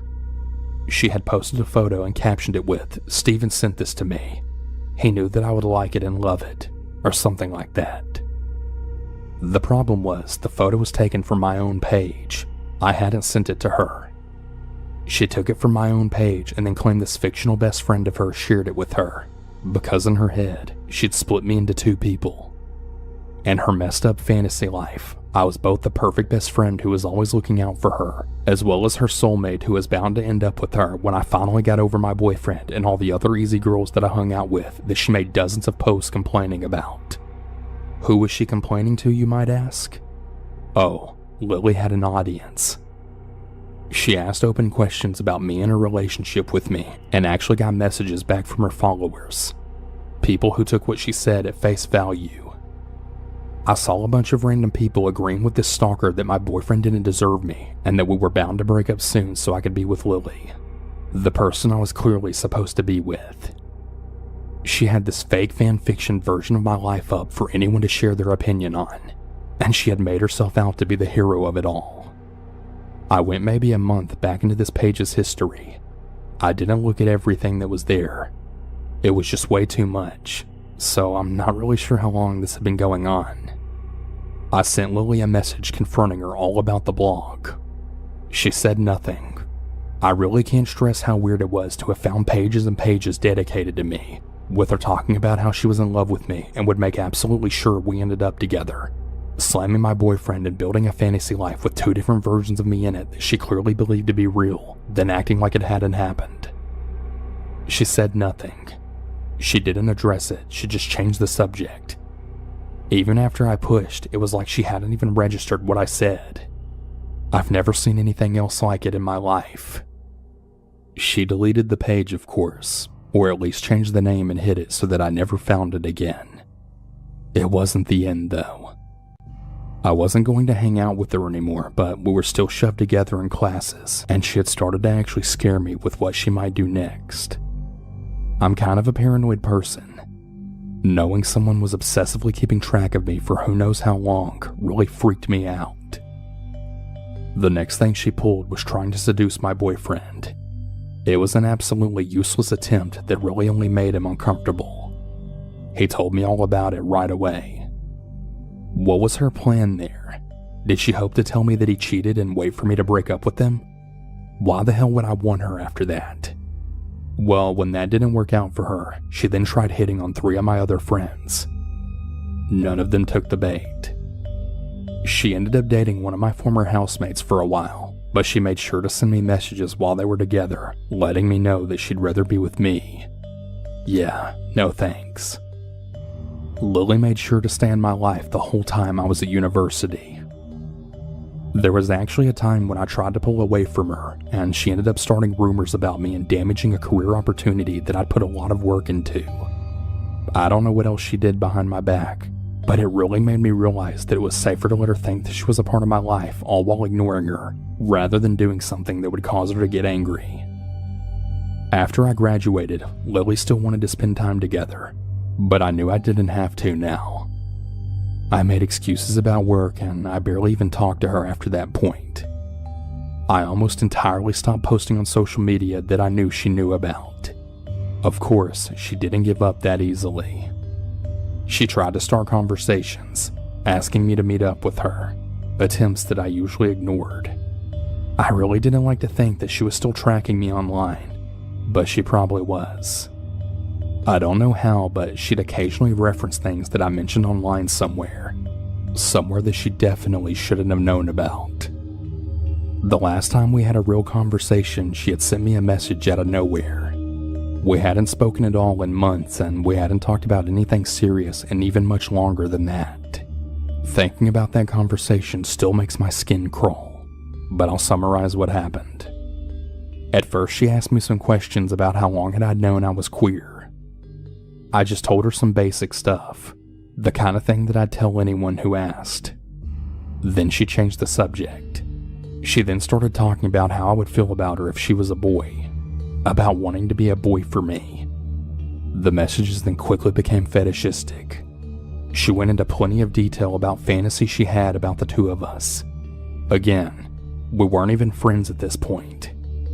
We'd never been especially close, at least not from my perspective, and we had barely spoken for years. I really can't imagine sending messages like that to even a close friend, let alone someone who barely knows you.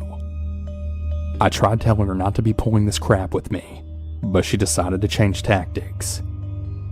She had sent photos of herself followed by a bunch of messages, basically quoting back to me what I'd told her about myself and my past from earlier.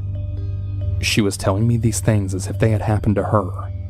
She was literally role-playing as me. The worst part was that she actually seemed to believe that it was real, that those things had actually happened to her, even when she was quoting me word for word. Things that I told her only hours before were now apparently her life. It was like she was trying to absorb my history or something to take it over, to make my own life part of hers. Yeah, I didn't talk to her again after that. I ignored all future attempts she made to talk to me, and I eventually even silently deleted her from all the inactive social media, which was her only real way of contacting me. I really did think that she might finally move on. Well, a few days ago she had sent me a friend request. It's sitting there unanswered because I know if I delete it, she'll just send another one. Lily and I met nearly 12 years ago. This story is just the highlights, and even then, it's only the stuff I know about for sure. A lot of it happened behind my back. I know it did.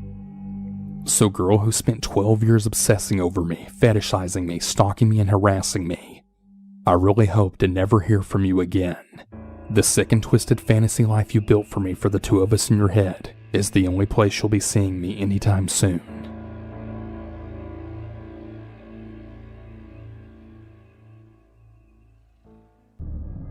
Years ago, I was living in a relatively nice and quiet duplex and worked as a contractor for a small company. It was the winter of 2016, and while the area I lived in was lonely, I always enjoyed what I was grateful for in life. I won't name the town I was in, but figure the Ocala type area. Those who have been around there will probably know what I'm talking about when I say rural. Grasslands, rolling hills, and scattered forms of civilization amongst roads. While it got lonely at times, it wasn't always like that. I lived with my miniature dachshund Sadie, big bark, small bite, and was the most precious thing in the world. She was my comfort dog and would always be there for me when I was feeling down. One day, I had just got back from work and started up the stove to heat up some food. Midway through my cooking, I hear Sadie begin to bark at my bedroom door for some reason. Completely oblivious, I just assume it was her being bored and focused on dinner. However, she still continued to bark, even after I told her to stop.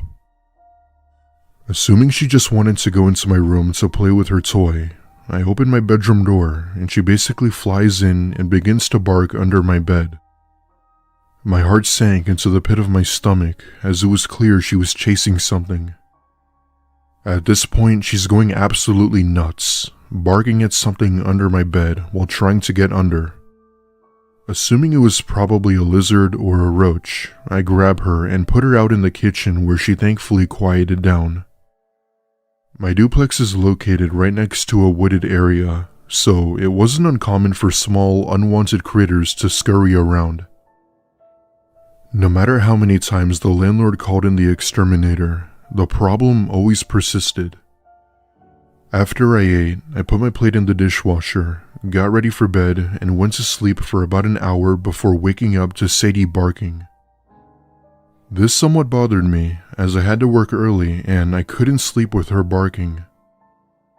As I sat bolt upright, trying to grab her, she then jumps off my bed and begins to bark under the bed again. Now I felt that she was trying to tell me something, and so I get up and look under my bed with my flashlight. Laying under my bed was the face of a man smiling at me with these abnormally large eyes. He was clearly older than me, I would estimate 50s, but I didn't see all of his facial features. He puts his finger to his lips and makes a shushing sound. That's when I scream my head off and yell at the person hiding under my bed to get out of the house. When I didn't hear a response or see him come out, I ran to the bathroom and locked the door behind me. For those wondering, yes, I took Sadie with me. The reason why I didn't go out the front door was because I had already locked it and my key was on the other side of the bed along with my phone. Within a minute, I could hear his heavy footsteps approach the bathroom door, followed by a light tap. He then proceeds to mess with the lock on the bathroom door, trying to open it with God knows what. Keep in mind that I haven't fully seen this guy, so I didn't know what he had on him. After some time of him trying to pick the lock, he says in a slow, creepy voice, "I know you're in there. You know I could break this door down in 2 seconds, right, ma'am?" That was when I realized that this person was dangerous and that he wasn't going to give up that easy. The only thing I could do was to jump out the small glass window and out onto the street. Then, as if things couldn't get any worse, the window wouldn't move up due to the ice surrounding it. It was frozen shut. Not knowing what else to do, I go into the shower and unscrew the shower head and use it to smash open the window. I go through first and trample onto the snow with my shoulders bleeding from the broken glass. I carefully grab Sadie, making sure she didn't get hurt, and from there we go over to the neighbor's house and call the police. The neighbors were hesitant before saying yes, but wanted to stay out of it as they didn't want to get involved. The police had come sooner than expected and went into the house and came out with the guy. However, he didn't try to get away. He kinda just went with it, accepting his defeat. After he was detained, one of the officers had come to me and told me something disturbing. The minute they went into my room, everything was wiped out. My bed, furniture, TV, and computer were all destroyed and ruined. Turns out, he had also managed to get in the bathroom by breaking down the door. The bathroom has one of those strong metal doors, so for him to break it down just shows how strong he was. The cops had given me some criticism about how I went about reporting this wrong and that I shouldn't have locked myself in the bathroom. At the time, I felt that he was being insensitive or blaming me for my wrongdoing. However, then I remembered that these were police and probably deal with situations like these every day. If I hadn't thought of the idea to break the window, God only knows what would have happened to me. Hurt, kidnapped, or worse. I haven't heard of the man since, and I had since moved out of that area. Sadie had unfortunately passed away in late 2018 due to a cancer tumor that I had caught during its late stage. While she may not be with me now, her soul still remains, and I thank her for alerting me about the man. This happened in late October of last year in Ottawa, Ontario. I was visiting my old city to see my parents, which is always a strenuous endeavor. So I generally try to be in their house as little as possible when I'm over. To kill some boredom one night, I decided to go for a jog around the neighborhood I grew up in, around 10:30 p.m. I was really pushing myself as I quit drinking and was desperately trying to burn off the excess belly fat from being drunk and lazy during lockdown. I ran basically a huge circuit around the neighborhood, taking me through 3 parks. The third park I had to run through has no streetlights. It has one right in the middle, but Ottawa has a thing where random lights shut off, and this alternates across the city's power grid to save money and electricity. 9 times out of 10, it isn't shining. Now, this park is extremely dark, especially on a quiet October night with clear skies and dry ground. The road leading into it is well illuminated This is a quaint, quiet, peaceful suburb. There has been some sketchy stuff that has happened in this little suburb, though.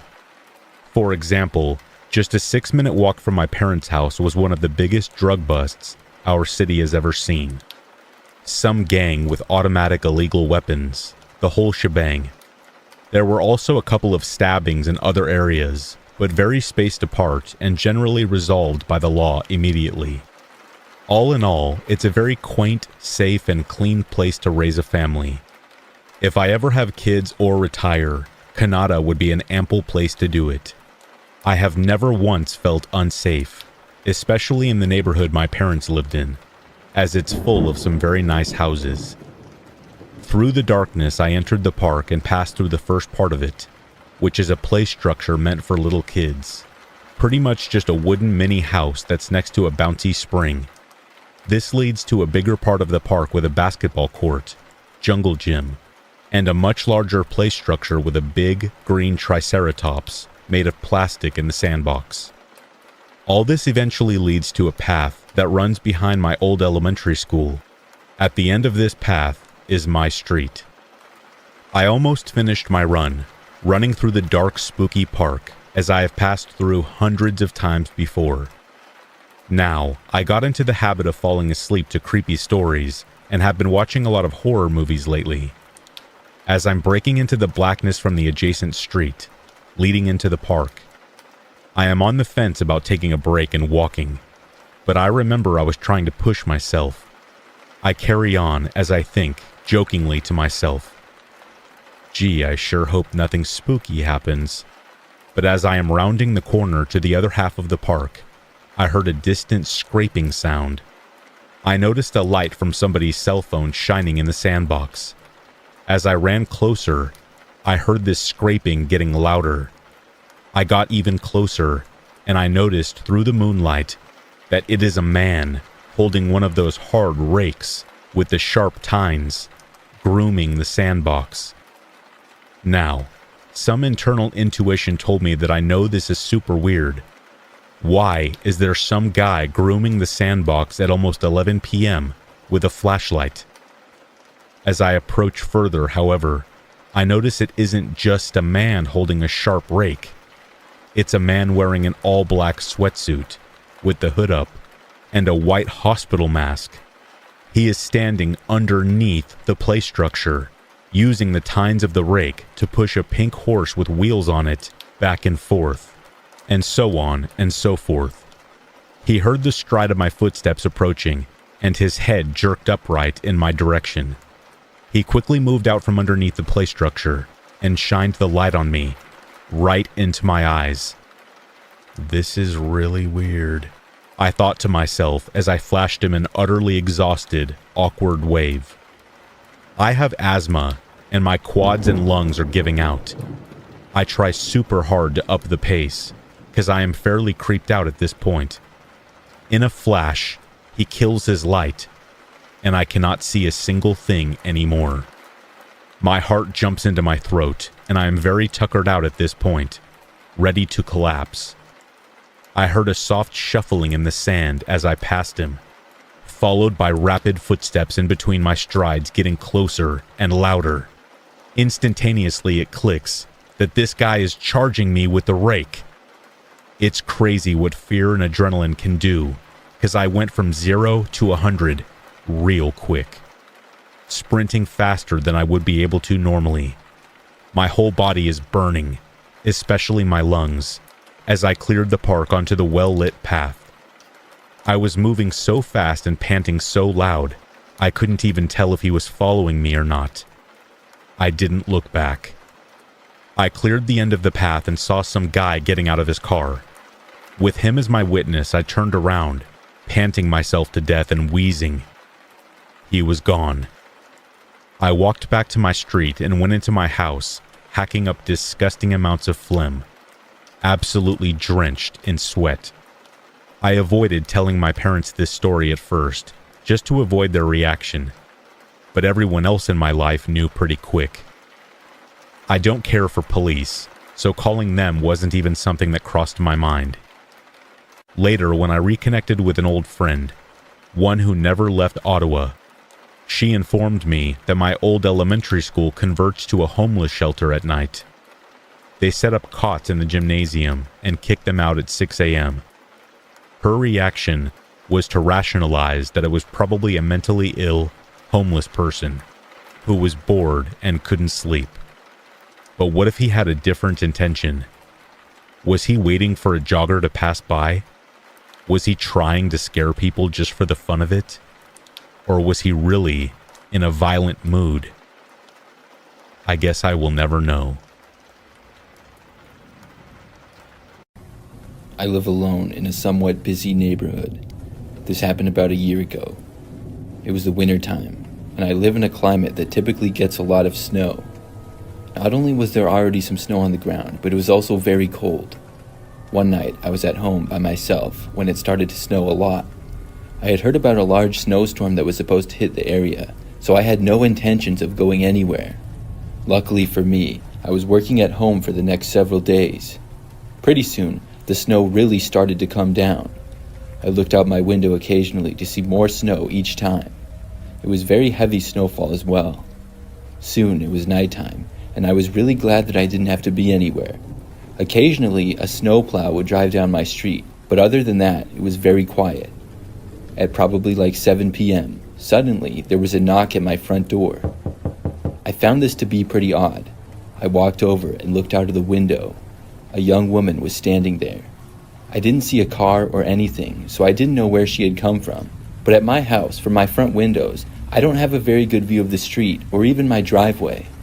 I didn't know who she was, and she wasn't really dressed for the weather. She just had pants and a sweatshirt on and appeared to be in her early 20s. I opened the door and asked her what she was doing out in this snowstorm. The woman asked me if she could come inside my house to warm up. Her story was that her ex-boyfriend kicked her out of his car and then drove off, or something like that. I asked her if there was anybody that could come and pick her up or something. She said that she had just called her mom, and she was going to come. I didn't really like the idea of somebody who I didn't know coming inside of my house. For some reason, I felt like it was a bad idea. But I did feel bad for her with it being a snowstorm and everything, so I allowed her to come inside. I told her she could wait right inside the door. When you enter the front door at my house, it's kind of between the living room and dining room. The front door is on the left side of the house. The living room is to the right and the dining room is straight ahead. After the woman entered, she made a beeline walking straight into the dining room. I was really confused, but I didn't say anything. I just watched her. She kind of said something quietly like, "Sorry, 1 second." Then she walked all the way to the back of the house and was going out of my sight. I started to walk closer to her to see what she was doing. As soon as I looked around the corner and saw her again, she was at the back door of my house and opening it up. My first thought was wondering why she was going back outside if she wanted to come inside so badly. But that thought was interrupted when I saw the door open and 2 men suddenly walk right inside of it. I couldn't believe it. At that point, for me, my instincts just kicked in. I instantly turned and ran the opposite direction. I ran towards my hallway where my bedroom and bathroom was. I heard multiple footsteps coming after me, but they were still a ways back. After I got inside my bathroom, I closed the door and locked it. But just seconds later, somebody tried opening the door. There were multiple people outside of my bathroom now. Nobody said anything though, including me. After the door wouldn't open, there were a few loud bangs on it. I got out my phone to call the police, but did not feel safe staying in the bathroom. So right after dialing 911, before I spoke to the operator or anything, I tried opening my window as quickly as I could. I probably did it in record time, and then I jumped out of my bathroom window and landed on a bush that was covered in snow. Then I ran through the deep snow in my yard and fell several times trying to run fast. I made it back to my feet quickly though, and eventually I got around my house and to the street. I just kept running until I made it as far away from my house as I could. Then I was finally able to talk with the 911 operator. I said everything that happened, and after that I walked down my street far away and waited until the police arrived. I didn't have a coat on or anything, but the crazy part is that I wasn't even cold at all. My adrenaline was going too much. When the police got there, the woman and the 2 men had taken off. I got back to my house to find it a mess. There was stuff all over the floor and a few things were stolen. It could have been much worse though, as I saw they didn't go in every room. They probably realized after I got away that they would have limited time before the police got there. I feel very lucky that I made it out safely. I'm not sure what those people would have done if I had stayed. Would they have tried to hurt me? I hope not, but I will never know. Since that happened, I don't answer my door to anybody that I don't already know. I also have installed a Ring doorbell, which would have been nice to have at the time of the incident. I'm hoping nothing like that ever happens again. So this happened yesterday, and I'm still pretty shaken up.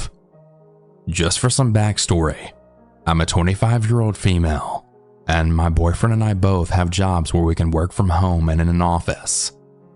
I was extremely tired yesterday morning, so I decided to work from home as my boyfriend went into the office. So I was alone all day with just my dog and cat at home with me.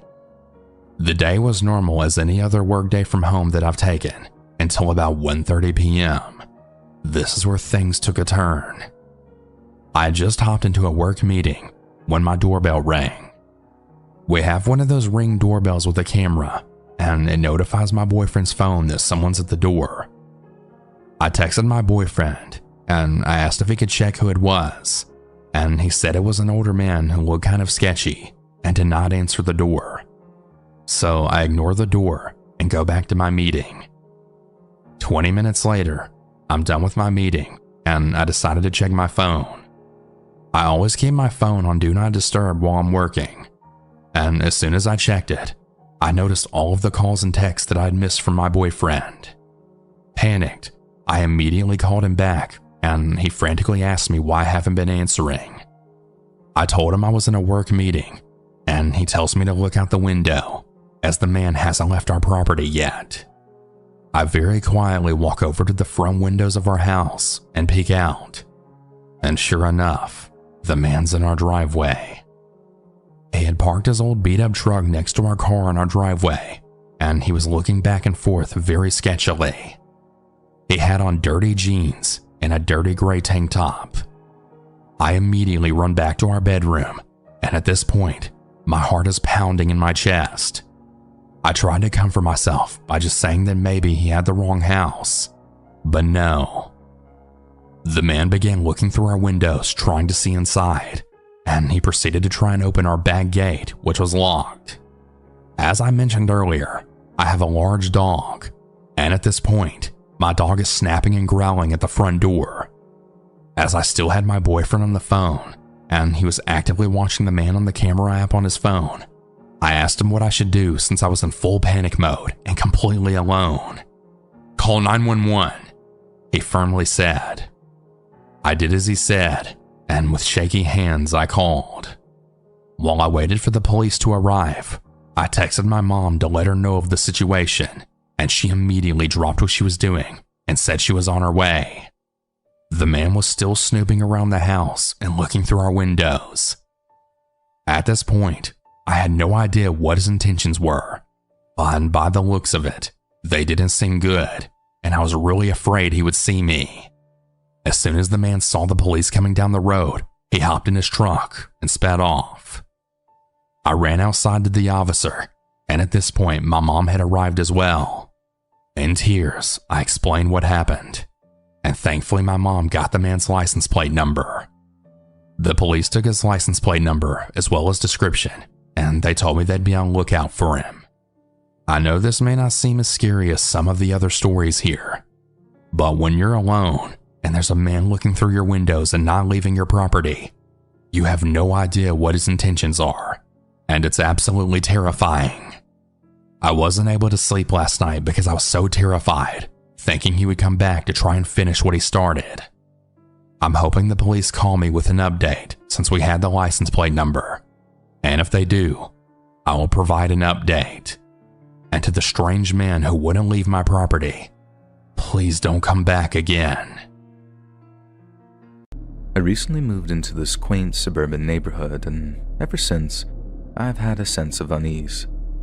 The residents here were friendly enough, always waving and offering warm smiles as I walked by, but there was something about their gazes that left me feeling on edge. One evening, as I returned home from work, I noticed a flyer in my mailbox, an invitation to join the Neighborhood Watch, a group of residents dedicated to keeping the community safe. I kind of laughed to myself, because I always thought that was sort of a thing of the past, but I considered attending a meeting, but my schedule was already packed and I had little time for social engagements at the time. As the weeks went by, I couldn't help but notice the watch members becoming increasingly more visible. They patrolled the streets at all hours. They even had walkie-talkies, and they were crackling with static as they exchanged updates and reports. It was pretty corny. But I appreciated their dedication to our safety, but I couldn't shake the feeling that they were watching me just a little too closely. It's worth noting that these stares and unwanted attention was nothing new for me. I have a neon green mohawk and a tattoo of a moth on my neck. One night, after returning from a late shift at the office, I found my front door wide open. Panic surged through me as I started to rush inside, fearing for the worst of being robbed. To my relief, nothing appeared to be missing or damaged, and I just chalked it up to my own carelessness and resolved to being more vigilant in the future. After all, it was pretty windy, and I suppose it is possible that I could have left the door slightly open. However, the incidents didn't stop there.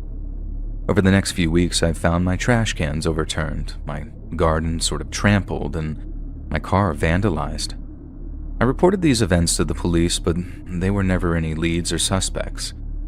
As the harassment escalated, so too did my suspicion of that neighborhood watch and the weirdos that were a part of it. Through all of these incidents, the neighborhood watch was always outside and around, and whenever I questioned them if they had seen anything, they mostly just shrugged and seemed kind of unresponsive. I began to wonder if they were behind these incidents and targeting me for reasons that I couldn't possibly fathom. The fear and paranoia that gripped me were palpable, leaving me constantly on edge, and I was determined to find answers, so I decided to attend the next neighborhood watch meeting. As I entered the community center, I felt the weight of just all the eyes that were clearly on me. The room was quiet as the members kind of exchanged these uneasy glances, but I thought maybe I was just reading too much into their body language. The meeting began with the usual updates and reports, but I couldn't help but notice the tension that was in the air. When it came time for new business, I mustered my courage and confronted the group about the harassment I'd been experiencing.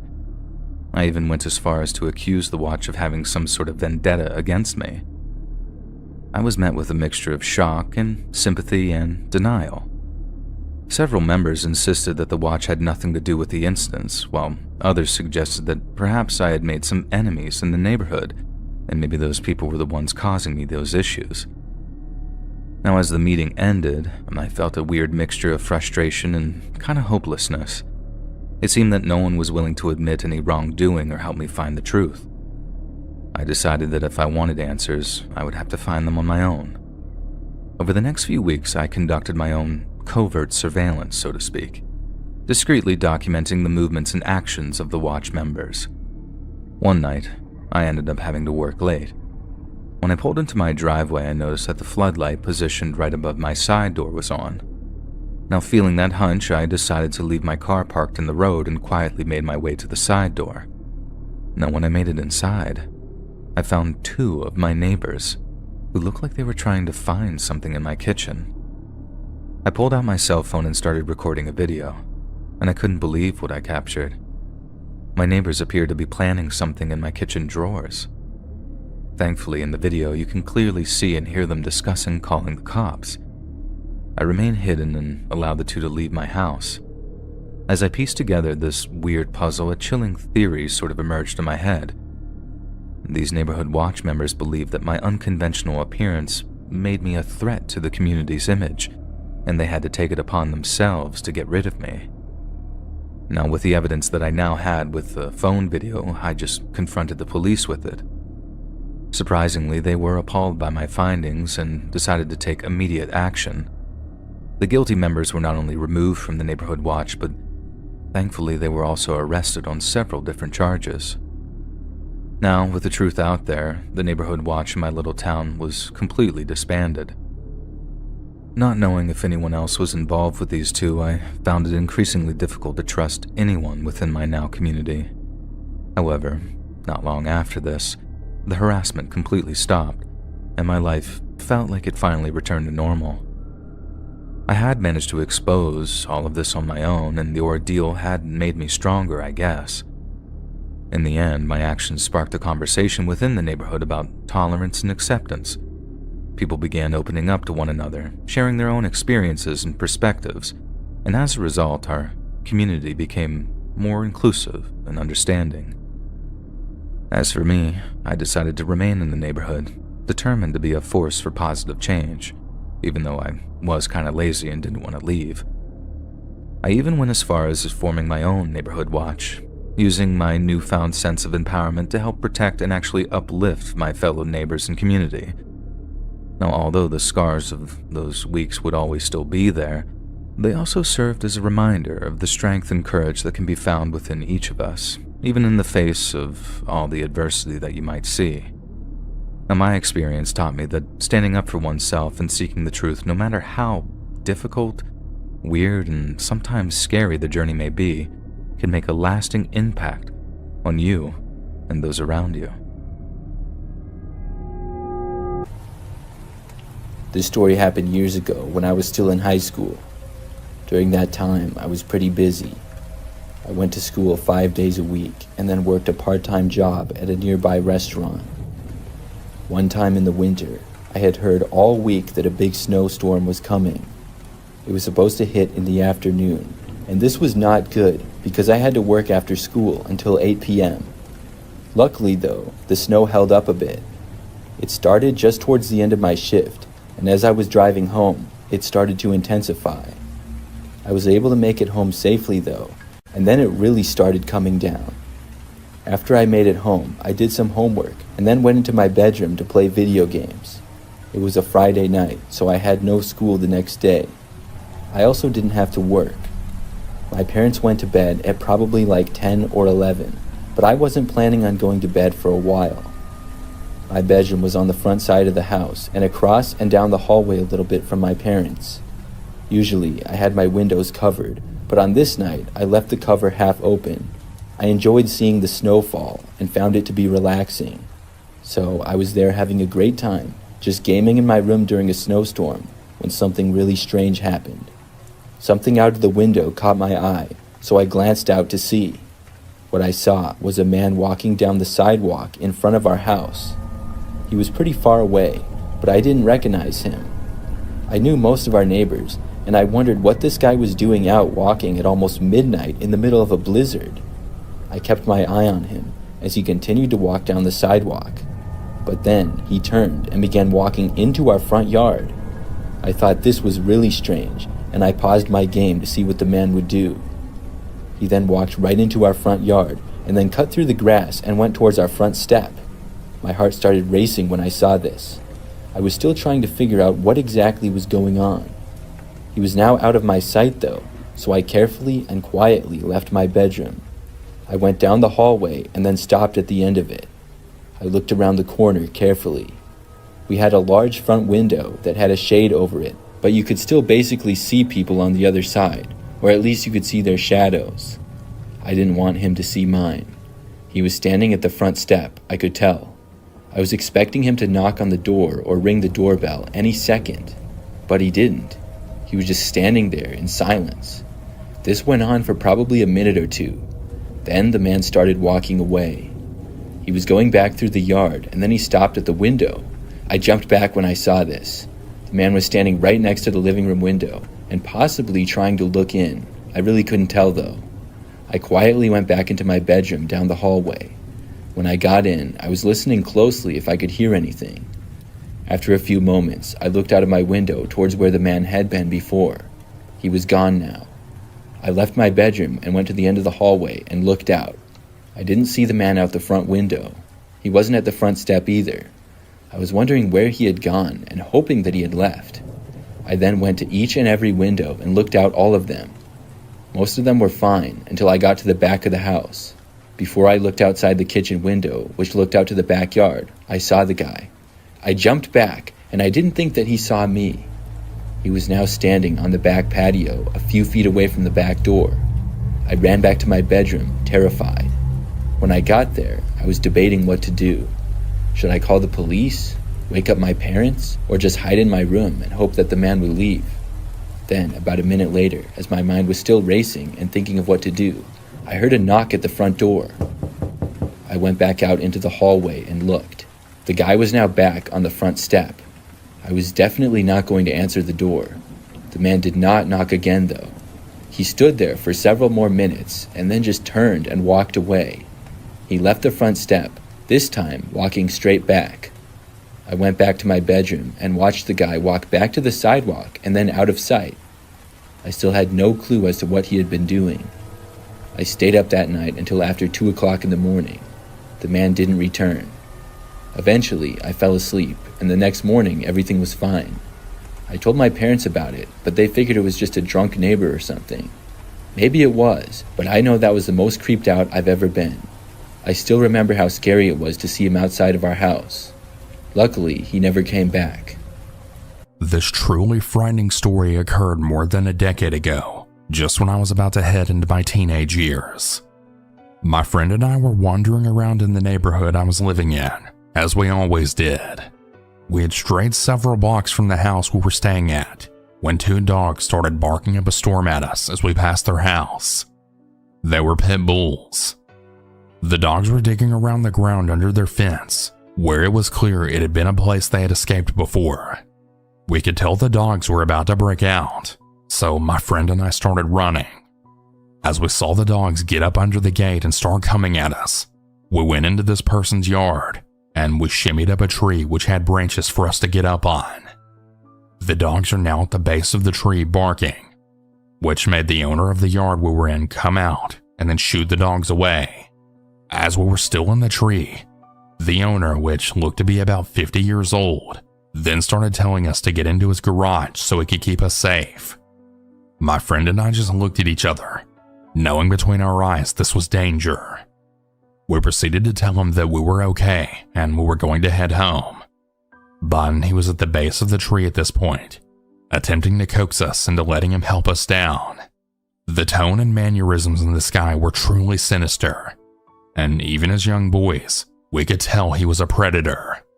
The man kept looking back and forth on the street, just to make sure that nobody was watching this go down. But eventually someone walking their own dog down the road came along, and I said that was my relative. We jumped down as the man backed up, and we then ran up to this person like we knew them. I always wonder what would have happened if we had actually let the man keep us safe. This story occurred when I was driving back home from work one night. It was snowing like crazy and had been for quite some time. I got off of work late, which was not good news for me, because when I got back to my car, I had to clear off all of the snow with a snow scraper, and there was probably like 3 or 4 inches on top of it already. Then I got inside my car and left, and quickly realized that the driving conditions were not safe at all. It was probably 10 p.m. at this point. I drove very slowly on the roads, and there seemed to be hardly anybody else out driving. It would normally take me about 15 minutes to get home. This time, though, I think it took almost 30. Basically, the entire way back, I really only noticed one car, and it was driving behind me. I don't even remember at what point it started to drive behind me, but I think it was pretty early on. Each time that I turned, I didn't expect the car to turn with me, but it did. By the time I was almost home, I assumed that it was one of my neighbors. The roads were so slippery that you had to take every turn very slow. When I turned onto my street, the car behind me did as well at a very slow speed. I was pretty sure that it was a neighbor. There are a lot of other houses on my street, and I don't know everyone, so when I got to my driveway, I turned and pulled in. The car following me kept going down the street. I have a garage at my house, but it's detached. I drove up to it and then opened the garage, drove inside, and then closed the garage door. Then I turned my car off and got out. After that, I got my bags from the back seat. Then I left the garage to walk to the house, but as soon as I opened the garage door, I saw a car parked in my driveway. It must have been the same one that had seemingly been following me. I was really confused and didn't know what was going on. I made it between my garage and house and had to walk around to the front door. When I saw the car, I stopped for a second and thought about what to do. I couldn't tell who was driving the car because of it being dark out and the headlights, plus all the snow. I didn't know who it was or what they were doing here. Instead of confronting them or something, I decided not to. I chose to ignore them and walk right past. Looking back, it was kind of weird, but I just wanted to get inside. I figured they would probably drive away, plus it was snowing and it was safer inside. I turned and began walking along the front of my house to the door. When I was about halfway there, I heard the door to the car open. Whoever had been inside must have gotten out. I kept walking and didn't bother to turn around, and when I just about made it to my front door, finally decided to look over. When I did, I saw a man standing there next to the car, wearing a really creepy-looking clown mask. It sent a shiver down my spine. I hurried and unlocked the door and then got inside. He didn't move though. He just stood there. It was really creeping me out, and after getting inside, I went to the other end of the house. I wanted to just ignore it. When I went back a few minutes later, he was gone. The car and the guy in the clown mask. I was happy to see that, but the whole situation still seemed really odd to me. Why would somebody follow me in that bad of a snowstorm? The driving conditions were terrible. Then he just stood there staring at me like a complete weirdo. It's something that still leaves me wondering today.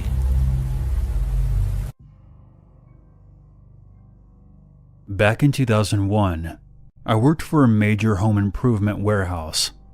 Let's just say the company I worked for had a thing for the color orange. By then, I had been with the company for about 8 years. My previous position was with HR, an assistant to the regional and store managers. The company eliminated that position, so I asked to be transferred to the RTV department, which stands for Return to Vendor. The girl who was working in that position gave her 2 weeks' notice, so the timing was perfect. The job was to work with the different vendors to get credit back to the store for defective merchandise. Our company had a pretty liberal return policy back in 2001, and some people brought back some strange things like garbage disposal units infested with maggots, old plug-in drills that weren't even being manufactured, you could always tell by the serial numbers, defective lawnmowers, and half-put-together shelves. I've seen it all. My RTV cage, as they called it, was located in the receiving department at the back of the store. It was a 12-foot-high chain-link fence with a swinging door entrance, which I would lock when I would go on lunch break or checked out for the day. I had my computer up on a makeshift stand, where I would process the credits and have vendors sign off on them. You wouldn't be able to see into the cage from outside due to all the bins holding the defective merchandise. One day, a vendor came in for some defective molding. I was standing at my computer with my back towards the guy as he inspected the merchandise. Both the product and mine, apparently. He then told me, "I'll give you credit for everything here." I was about to turn around and say, "Awesome, thanks," but was surprised with a flesh-colored, wrinkled, phallic-shaped hardware hanging out of his zipper. And he just stood there with his hands on his hips, so that I knew it didn't just fall out. I turned around back to my computer, and I felt faint. I thought, did that just happen? Without turning back around, I handed him the RTV paper to sign, and he said, "See you in a couple weeks." I took some time in the cage to compose myself, and then walked to the manager's office and informed him about the situation. I also called the MOD. They like their acronyms. And his reply was, "Well, what do you expect?" And then started laughing. Since this was 20 years ago, I'll go ahead and say that I was pretty cute back then. Tan, fit, always had my hair and makeup done. No matter what I looked like, I didn't expect that from someone I had to do business with. The MOD insinuated that I should expect and accept treatment like that from time to time, and they weren't going to do anything about it. I called the company that the hot dog flasher worked for, and they said, "We'll look into it." Fast forward a few weeks later, and a coworker approached me and asked, "Did you hear? That molding dude did the same thing to a cashier. Now he can't come back into the store anymore." So, that son of a bitch didn't get fired? Apparently not. Looking back on this whole thing, I should have sued them. I'd probably be rich by now. Maybe I should have just laughed and said, "That's all you've got? I've seen bigger ones on newborn babies." But hindsight is always 20/20. In the moment, I froze, because that was the last thing I ever expected to happen.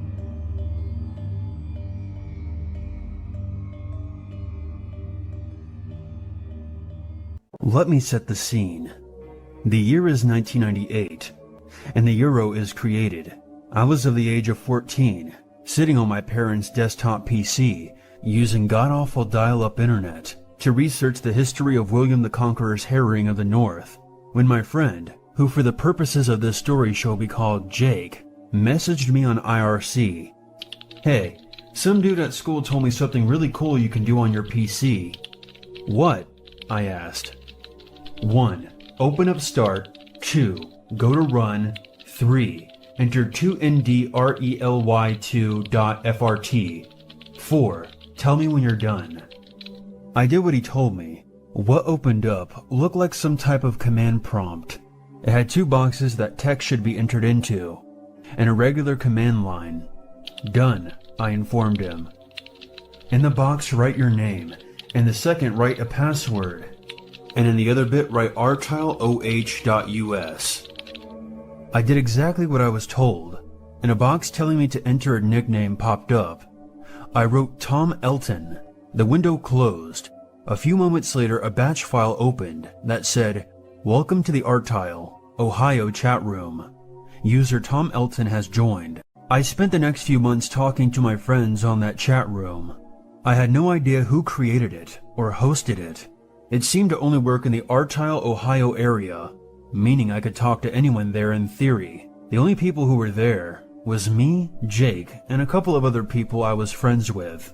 Someone from the preparatory school across town, and once, somebody who claimed to work for the insurance company's tech support, who left after the only response he got was, "What school you at?" I don't know why we used this instead of a normal chat room. Maybe the whole secret gathering aspect of it made us more drawn to it. I don't know for sure. I woke up one fall morning and checked the chat room and found out that I had been promoted to an administrator. I had no idea who did it, but I got to brag to my friends for the next few days and change what people were typing to make them look dumb. But other than that, my powers went unused, until one day, I logged on to see that the anonymous messages to admins was not empty for a change. I wish I didn't check to see what was there. It was a full story from a user called 09HDI7RF, written in multiple single-sentence messages. They described how they were being physically abused by their parents, how they weren't allowed to go outside the house, and how she snuck into her dad's computer and saw this chat room open, and decided to tell anybody she could. I responded with, "Who is this? Also, if this was real, you would have called the cops." Later that day, the chat room stopped working. I couldn't get it to work at all. I got an error message every time I searched the command on my PC's run feature. I was royally pissed off with the fact that me and my friend's secret hidey hole was now dead. 2 days later, what do I see in the news? Girl shot dead by her father after breaking out of her home through a window. The mother was in police custody, but the father was never caught. The family's PC contains documents describing kids named Jake, Tom, and others, describing what he imagined their appearance to be, and what he would do to them if he ever found them, which was too horrific to describe here. That man was never caught, to my knowledge. He is still on the run today, hiding amongst everyone. I'm certain that he will never be caught. Stephen Nicholson's arrest as the main suspect in a violent, indecent assault and murder sparked off one of the UK's biggest evidence searches, which involved a trawl of thousands of hours of CCTV footage. He was the prime suspect in the murder of Lucy McHugh, and actually rented a room in her parents' home at the time of her murder. At one point, it looked like the British police might actually have to let him go due to lack of evidence, but in the end, it was a Facebook password that proved to be his ultimate undoing. After he was arrested, the police had just 96 hours to charge him with the murder, or he would have to be released. And given that it would take 4 weeks to get a key piece of DNA evidence analyzed and sent back to them, the clock was ticking to find something concrete that they could use to charge him with murder.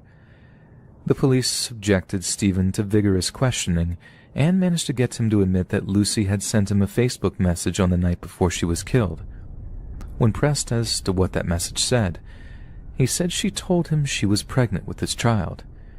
He intended this to be evidence that it couldn't possibly have been him that killed her, but when police asked him to hand over his Facebook password so that they could verify his claims, he refused to give it to them. This was his one big mistake. When asked why he refused to share the password with them, Stephen told officers that he was involved quite heavily with some narcotics dealers around his hometown, and that revealing his messages would compromise them, possibly even causing them to take reprisals against him. But this didn't wash with investigating officers, who became convinced that the information contained within the account could be used against him. It also presented them with a marvelous opportunity. There were 2 options available to them, one being to seek the compliance of U.S. federal courts to get Facebook to hand over Stephen's passwords to them, but that would have taken way longer than just 96 hours, and by that time, Stephen would be freed. But the other was to make use of some terrorism legislation, what is known as Section 53 of the Regulation of Investigatory Powers Act, colloquially called RIPA among police officers. This means that anyone who seeks to withhold information, such as computer passwords, during a serious crime investigation can basically be charged with obstruction of justice. Right when it looked like Stephen was going to be bailed, he was rearrested, and after pleading guilty to withholding evidence at Southampton Crown Court, he was jailed for 14 months. With that, the police managed to buy themselves more time to find evidence of his involvement in Lucy McHugh's murder. However, while there was plenty of circumstantial evidence that Stephen had killed Lucy, there was nothing to physically link the spot where Lucy's body was found to Nicholson. Whatever weapon he used to kill her remained unaccounted for, and police officers were unable to find any of his DNA at the scene. Once again, investigators were forced to focus on Stephen's so-called online footprint, this time seeking help from an experienced cloud data analyst to try to link Stephen to the scene of the crime. A cloud data analyst's job is to study various pieces of digital information sent from Nicholson's phone to data servers, which are owned by companies such as Google and Facebook.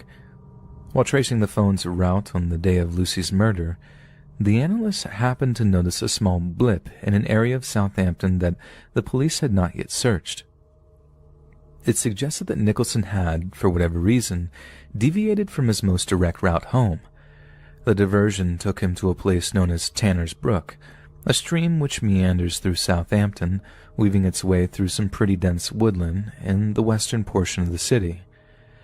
Detective Superintendent Paul Barton later said to journalists, "With the help of the analyst, what we discovered was a slight deviation on his telephone, which didn't match the story he'd given us. You could say it had jumped a mast, so to speak, and therefore put Stephen at the place where we discovered some bloody, discarded clothing. It was a great bit of work from the analyst who pointed it out." The subtle shift in the narrative given by the killer was enough for police to launch one of the largest ever fingertip searches, which involved almost 200 officers from 12 other police forces. By that point, it had been 4 weeks since Lucy's dead body was found, but on the first day of the search, police got the exact kind of breakthrough that they had been hoping for. They found a discarded plastic bag containing a blue bloodstained hoodie, along with a number of other items that were described in court as Nicholson's murder kit. The blue hoodie contained Nicholson's DNA, as well as Lucy's blood, with Stephen being thought to have dumped the clothing, some of which had been partially burnt, near the brook after getting changed on his return from the murder scene on July 25th. Prior to the discovery of the clothing, police had no other direct evidence of Nichols' involvement in her killing. They had tested fibers from every bloodstained jacket and Stephen's clothes, which suggested direct contact with the hoodie, but that simply wasn't enough to actually charge him with a crime. Homicide detectives had already established that hoodies of the same type were sold to 2 people in the Southampton area, and that one of them was given a present to a man who knew a friend of Stephen's. The DNA evidence was the final nail in the coffin for Nicholson, according to Detective Superintendent Barton. During the course of the investigation, police officers had studied 11,000 hours of CCTV footage, examined over 2,000 pieces of physical evidence, and taken more than 300 written reports. A Herculean amount of work had given them a strong circumstantial case, but in the end, genetic evidence was what the police really needed to prove that Stephen was Lucy's killer. But had Stephen not been jailed over refusing to hand over his Facebook password, the outcome could have been very, very different. The 14-month jail sentence not only bought the police a great deal of time, but it also potentially stopped Stephen from going back to Tanner's Brook to move the evidence he had dumped there. And it's frankly astounding that the killer of a child might well be walking the streets right now if it wasn't for something as simple as a Facebook password. Public prosecutors were eventually granted access to Stephen's Facebook account on the first day of his murder trial, but found that he had deleted most of his messages before he was arrested. As it turned out, it didn't matter in the least bit if Stephen gave them the password. He still wouldn't be able to be charged based on the absence of the messages. If he'd only gone and given police the password, he might still be free to walk the streets. One of the prosecutors, a Mr. Montague, criticized the protracted process, saying that for him, the personal side, the human side, is we have a 13-year-old child that has been murdered under ferocious circumstances. And for me, it's somewhat frustrating that Facebook seems so unwilling to help with our investigation by recovering deleted messages. Facebook said it had worked closely with the investigating officers, but that they agree that this legal process can be far too slow. We have actively lobbied for reforms to EU, US, and UK laws to allow us and others to directly and more quickly provide information to UK law enforcement authorities, a spokeswoman for the company said. But despite the slow process, police have been able to build a case against an extremely narcissistic, self-centered, violent predator who had torn apart a family kind enough to put a roof over his head when they could have easily turned him away. He preyed on their underage daughter, and when it looked like she might actually tell on him, he killed her. But at no point could he have expected that something as seemingly insignificant as his Facebook password would actually be the thing to put him behind bars. On the morning of April 12, 2018, 27-year-old Renita Williams of Shreveport, Louisiana was at home minding her own business. She lived at home with her mother, Anita, and had just broken up with her long-term boyfriend, Jonathan Robinson. Like many relationships, the breakup had been a messy one, and a great deal of drama had unfolded on social media websites, mainly the most popular of them, Facebook. Apparently, Jonathan had moved on rather quickly from Renita and had recently started dating a woman from Houston, Texas named Sharika Taylor. And although it's not entirely clear what the ins and outs of the social media drama were, there had definitely been some exchange between the two women that had seriously enraged Jonathan Robinson. As foolish as it often is, men sometimes attempt to defend the honor of the women in their lives, but no one could have expected Jonathan to take such extreme measures in what amounted to little more than an exchange of harsh words. Because before Jonathan pulled up to Renita's place on the morning of April 12th, he had just driven by his aunt's house to retrieve something he'd previously hidden in the basement of her home, a high-caliber, semi-automatic rifle. He was so delirious with anger that he didn't even bother to turn off the engine of the vehicle he'd driven up in. He simply grabbed the rifle from the passenger seat, kicked in the dead-bolted front door to the house, and then started shooting. It seems those first few shots were merely to terrify those in the home, because no one was actually hurt during the first few minutes of the attack. Whilst her mother and younger brother escaped from the rear of the home, Jonathan quickly located a terrified Renita, who believed she was about to be immediately executed, but apparently her ex-boyfriend had other plans for her first. Keeping her at gunpoint, he told her to grab her cell phone and begin a Facebook Live broadcast. At first, Renita had no idea why she would need to do something like that, but all slowly became clear when Jonathan began to demand she apologize to Taylor, his new girlfriend. In a terrifying public display of humiliation, Jonathan could be seen pointing the barrel of his rifle at the mother of three's head while he made her apologize over and over again for the perceived offense. She was terrified, voice quivering as she complied. Meanwhile, Renita's mother was hiding in the backyard, having had the foresight to grab her cell phone before fleeing from the gunshots. With shaking hands, she hammered 911 onto her phone's touchscreen, then begged the dispatcher to send help in a hushed but terrified tone. Yet the police were far closer than she could have imagined, because Officer Brittany Mackey was actually within earshot of the gunfire. As soon as she heard the shots, she rolled up to St. Vincent Avenue at Natalie Street and got out of her vehicle with her pistol drawn. Jonathan Robinson looked up to see the cops arrive mere minutes after he'd burst into the home, and he was seething with rage. He immediately executed Renita as she kneeled on the floor below him, then walked out of the busted front door and began shooting at Officer Mackey. Using trees and parked vehicles as cover, Jonathan sent round after round of high-caliber rifle fire into the officer's patrol car, forcing her into cover. Mackey immediately got onto her radio and began calling in backup, with her colleagues actually hearing the sound of gunfire over the airwaves. She then got as low behind the back wheel of her patrol car as she possibly could, and prayed for swift reinforcements. Just 2 minutes later, that backup arrived in the form of Corporals Joshua Pettigrew and Greg Walker. They screeched up the street, coming to a stop just short of Officer Mackey's patrol car. The officers then jumped out of the vehicle, took cover behind the open doors, and sent a torrent of .45 caliber pistol bullets at Jonathan's firing position. The overwhelming firepower pushed him back into the house, and the two corporals lost track of their target. The next two cops on the scene were two special response team members, Corporals Landry Ducto and Michael Gerbine. The pair took off running for the other side of the street, but Jonathan opened fire once again, this time from a vantage point on the second floor of the house he was occupying. The air around them cracked and whizzed with .7.62 bullets, ricocheting off the concrete as they narrowly missed their targets. But luckily, neither officer was wounded. He's in a sniper position, another officer can be heard screaming on a police cruiser's dash cam. Get down.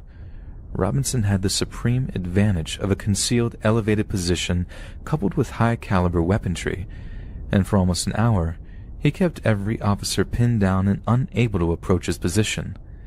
They were so heavily outgunned that the only two shots that managed to fire were to disable the car Robinson left running in the driveway when he barged into the Williams home.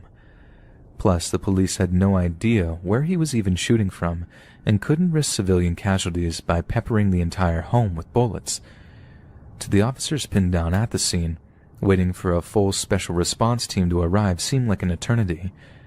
Eventually, a full police SWAT team was pushing up towards the house, preparing to breach and clear the entire structure to locate and eliminate the active shooter.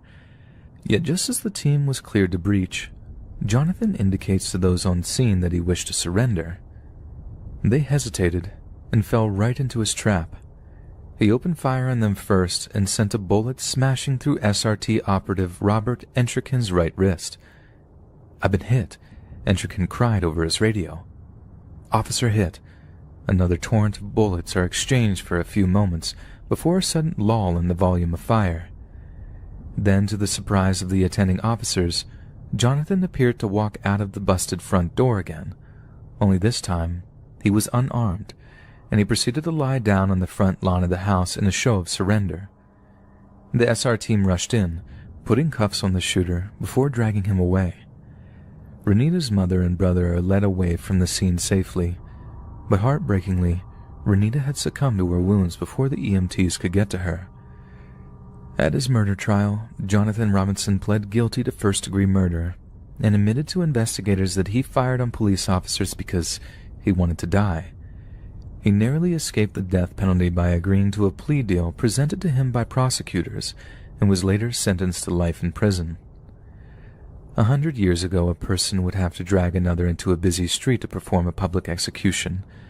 But nowadays, all it takes is a few button clicks on a cell phone to have all your family and friends watching as you're executed in cold blood by some deranged killer. And such incidents can happen so fast that there's simply no way of preemptively or actively censoring them. no matter how hard Facebook might try. As long as there's a technology available that allows us to share all the intimate details of our lives, humanity seems to relish in sharing not just the good and positive, but also the darker, more terrifying things too.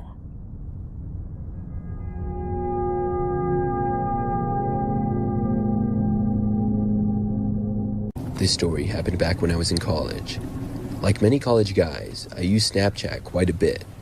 I had probably over 1,000 Snapchat friends and would communicate with most of my friends through the app. I got to know a lot of my classmates better through snapping them or having snap streaks. Anyways, to get to the story, it all started one night when I was studying in my bedroom. I lived in a house with 2 roommates who were some good friends that I had made my freshman year. I had my own bedroom upstairs in the house, and so did each of my roommates. When I study, I tend to get distracted by my phone quite a bit, and when I looked at it on my desk, I saw somebody had added me on Snapchat. It was a girl named Kaylee. Her username didn't have a last name in it, just a bunch of numbers, so I wasn't quite sure who she was, but I figured that she went to my school, which is pretty large. I added her back, and I snapped her a picture of my face saying hi. She snapped me back, and she appeared to be around my age. We snapped back and forth for the rest of the night, and she told me that she also went to my university. The next night, I found myself home alone and bored. Both of my roommates went to their intramural sports games, and I had stayed home with an assignment, but I finished much earlier than I thought I would.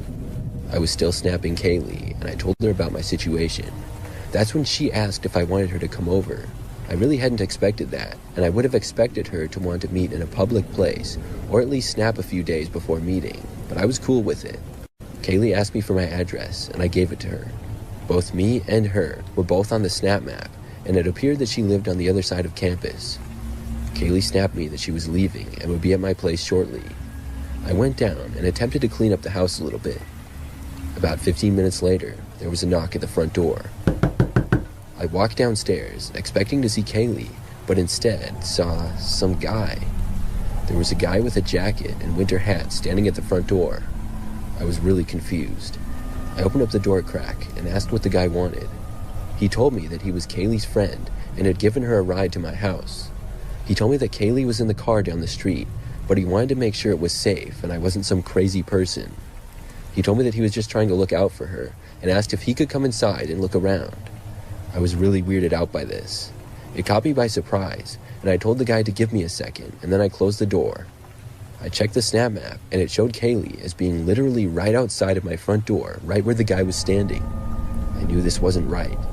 I snapped Kaylee, asking who the guy was. She began typing quickly, and as she was typing, I looked outside and saw the guy typing on his phone. Eventually, she sent me a chat, and it said basically the same thing that the guy had said.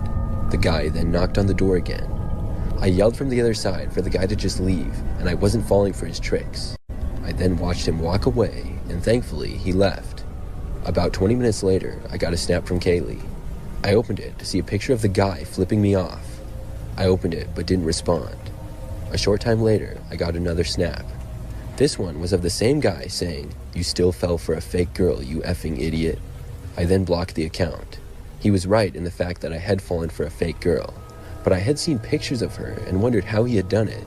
After some research though, I learned that the guy probably got some type of app that allows you to send pictures of snaps of whatever you want without it appearing as an uploaded photo. It's complicated, but not too hard to figure out. All the guy needed was multiple selfies of the same girl. I had noticed that her selfie style was a little different, but I looked past it. This whole thing was kind of embarrassing for me, but I'm just happy to say that I'm okay. I'm a female and have an Instagram account like many other people.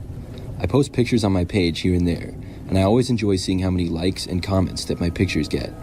Most of the comments and likes are from my good friends, but of course, not all of them are. Like many other people, I've experienced several creeps online. Sometimes random men will like my pictures, comment on them, or even send me direct messages. They can get kind of creepy, and sometimes I even delete them. For the most part though, I don't really care. It happens here and there and doesn't bother me. I remember though, one time, about a year ago, I posted a picture on Instagram and some guy liked it and commented on it. I read the comment, but didn't bother to click on his profile or anything. I did not know him, but he commented something like, "Very nice," with a fire emoji. But not long after this, he sent me a direct message as well. He simply said hi to me, but I had no interest in responding. I did click on his page though to see who he was. He looked much older than me and only had a few pictures. I had no idea who he was, and we didn't have any mutual followers, so I ignored him. I've gotten many direct messages from people who I don't know, and most of the time I don't respond to them. They usually get the idea and leave me alone after I don't reply. I figured this would be no different, but the man sent me another direct message the next day. This one I also ignored. I didn't even open it. Over the next few days, he sent several more messages to me. I didn't bother to read any of them, and I figured eventually the man would give up, but he didn't. Over the next week or so, he sent me messages basically every single day. I would get Instagram notifications several times a day, and at least one of them would be from the man sending me another message. Eventually, I got tired of it and decided to finally block the guy. But before I did, I wanted to read through the messages that he sent me. Right away, I saw that he had sent a photo, and it was my house. I realized that this was no ordinary creep. This man must live in the area, and he somehow knew where I lived. I looked at the other messages that he sent me. He said hi to me over and over again, and then blatantly told me that he knew where I lived. That was followed by a picture of my house, and then him saying hi to me again. I wasn't quite sure what to do. I reported his account to Instagram and then blocked him. However, I wasn't really confident that anything would be done.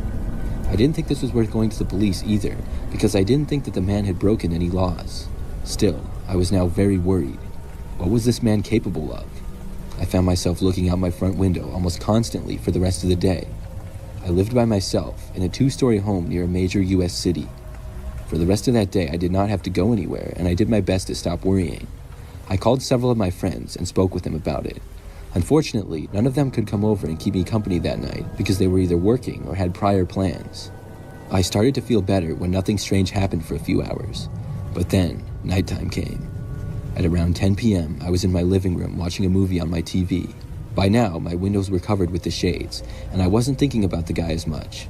My phone hadn't received any strange Instagram notifications either. Part of me had been worried that the man would make another Instagram account and message me again, but that didn't happen. At one point during the movie, I randomly remembered and had the thought to check out the window again. It had been several hours since I had last checked. I turned behind me on the couch and carefully lifted the blinds back. That's when I saw a car parked right out front on the street that I did not recognize. Could that be him? With it being dark out and stuff, obviously I couldn't tell who was driving, but I could tell that there was a person in the driver's seat. I quickly covered the window back up and wondered if the person had seen me. I sat there on the couch for a few moments, thinking of what I should do. Then I heard a car door open and shut. The person was getting out. I carefully moved the window shades again, just barely, just enough to see out. I saw a man walking towards the house through my front yard. This was definitely him. He walked up closer to the house, and I heard him moving just outside of my window. I couldn't believe that this was happening. I really hoped that he would not try to break in. I heard him walking further down to behind the house. This time, I was calling the police for sure. I took out my phone and dialed. I stayed where I was on the couch and spoke with the police as I waited for them to arrive. During this time, I didn't hear or see anything indicating where the man was. Several minutes later, though, I heard a car door open and shut again outside. I was hoping that it was the police arriving, and I looked outside, but instead, I saw it was the man driving away.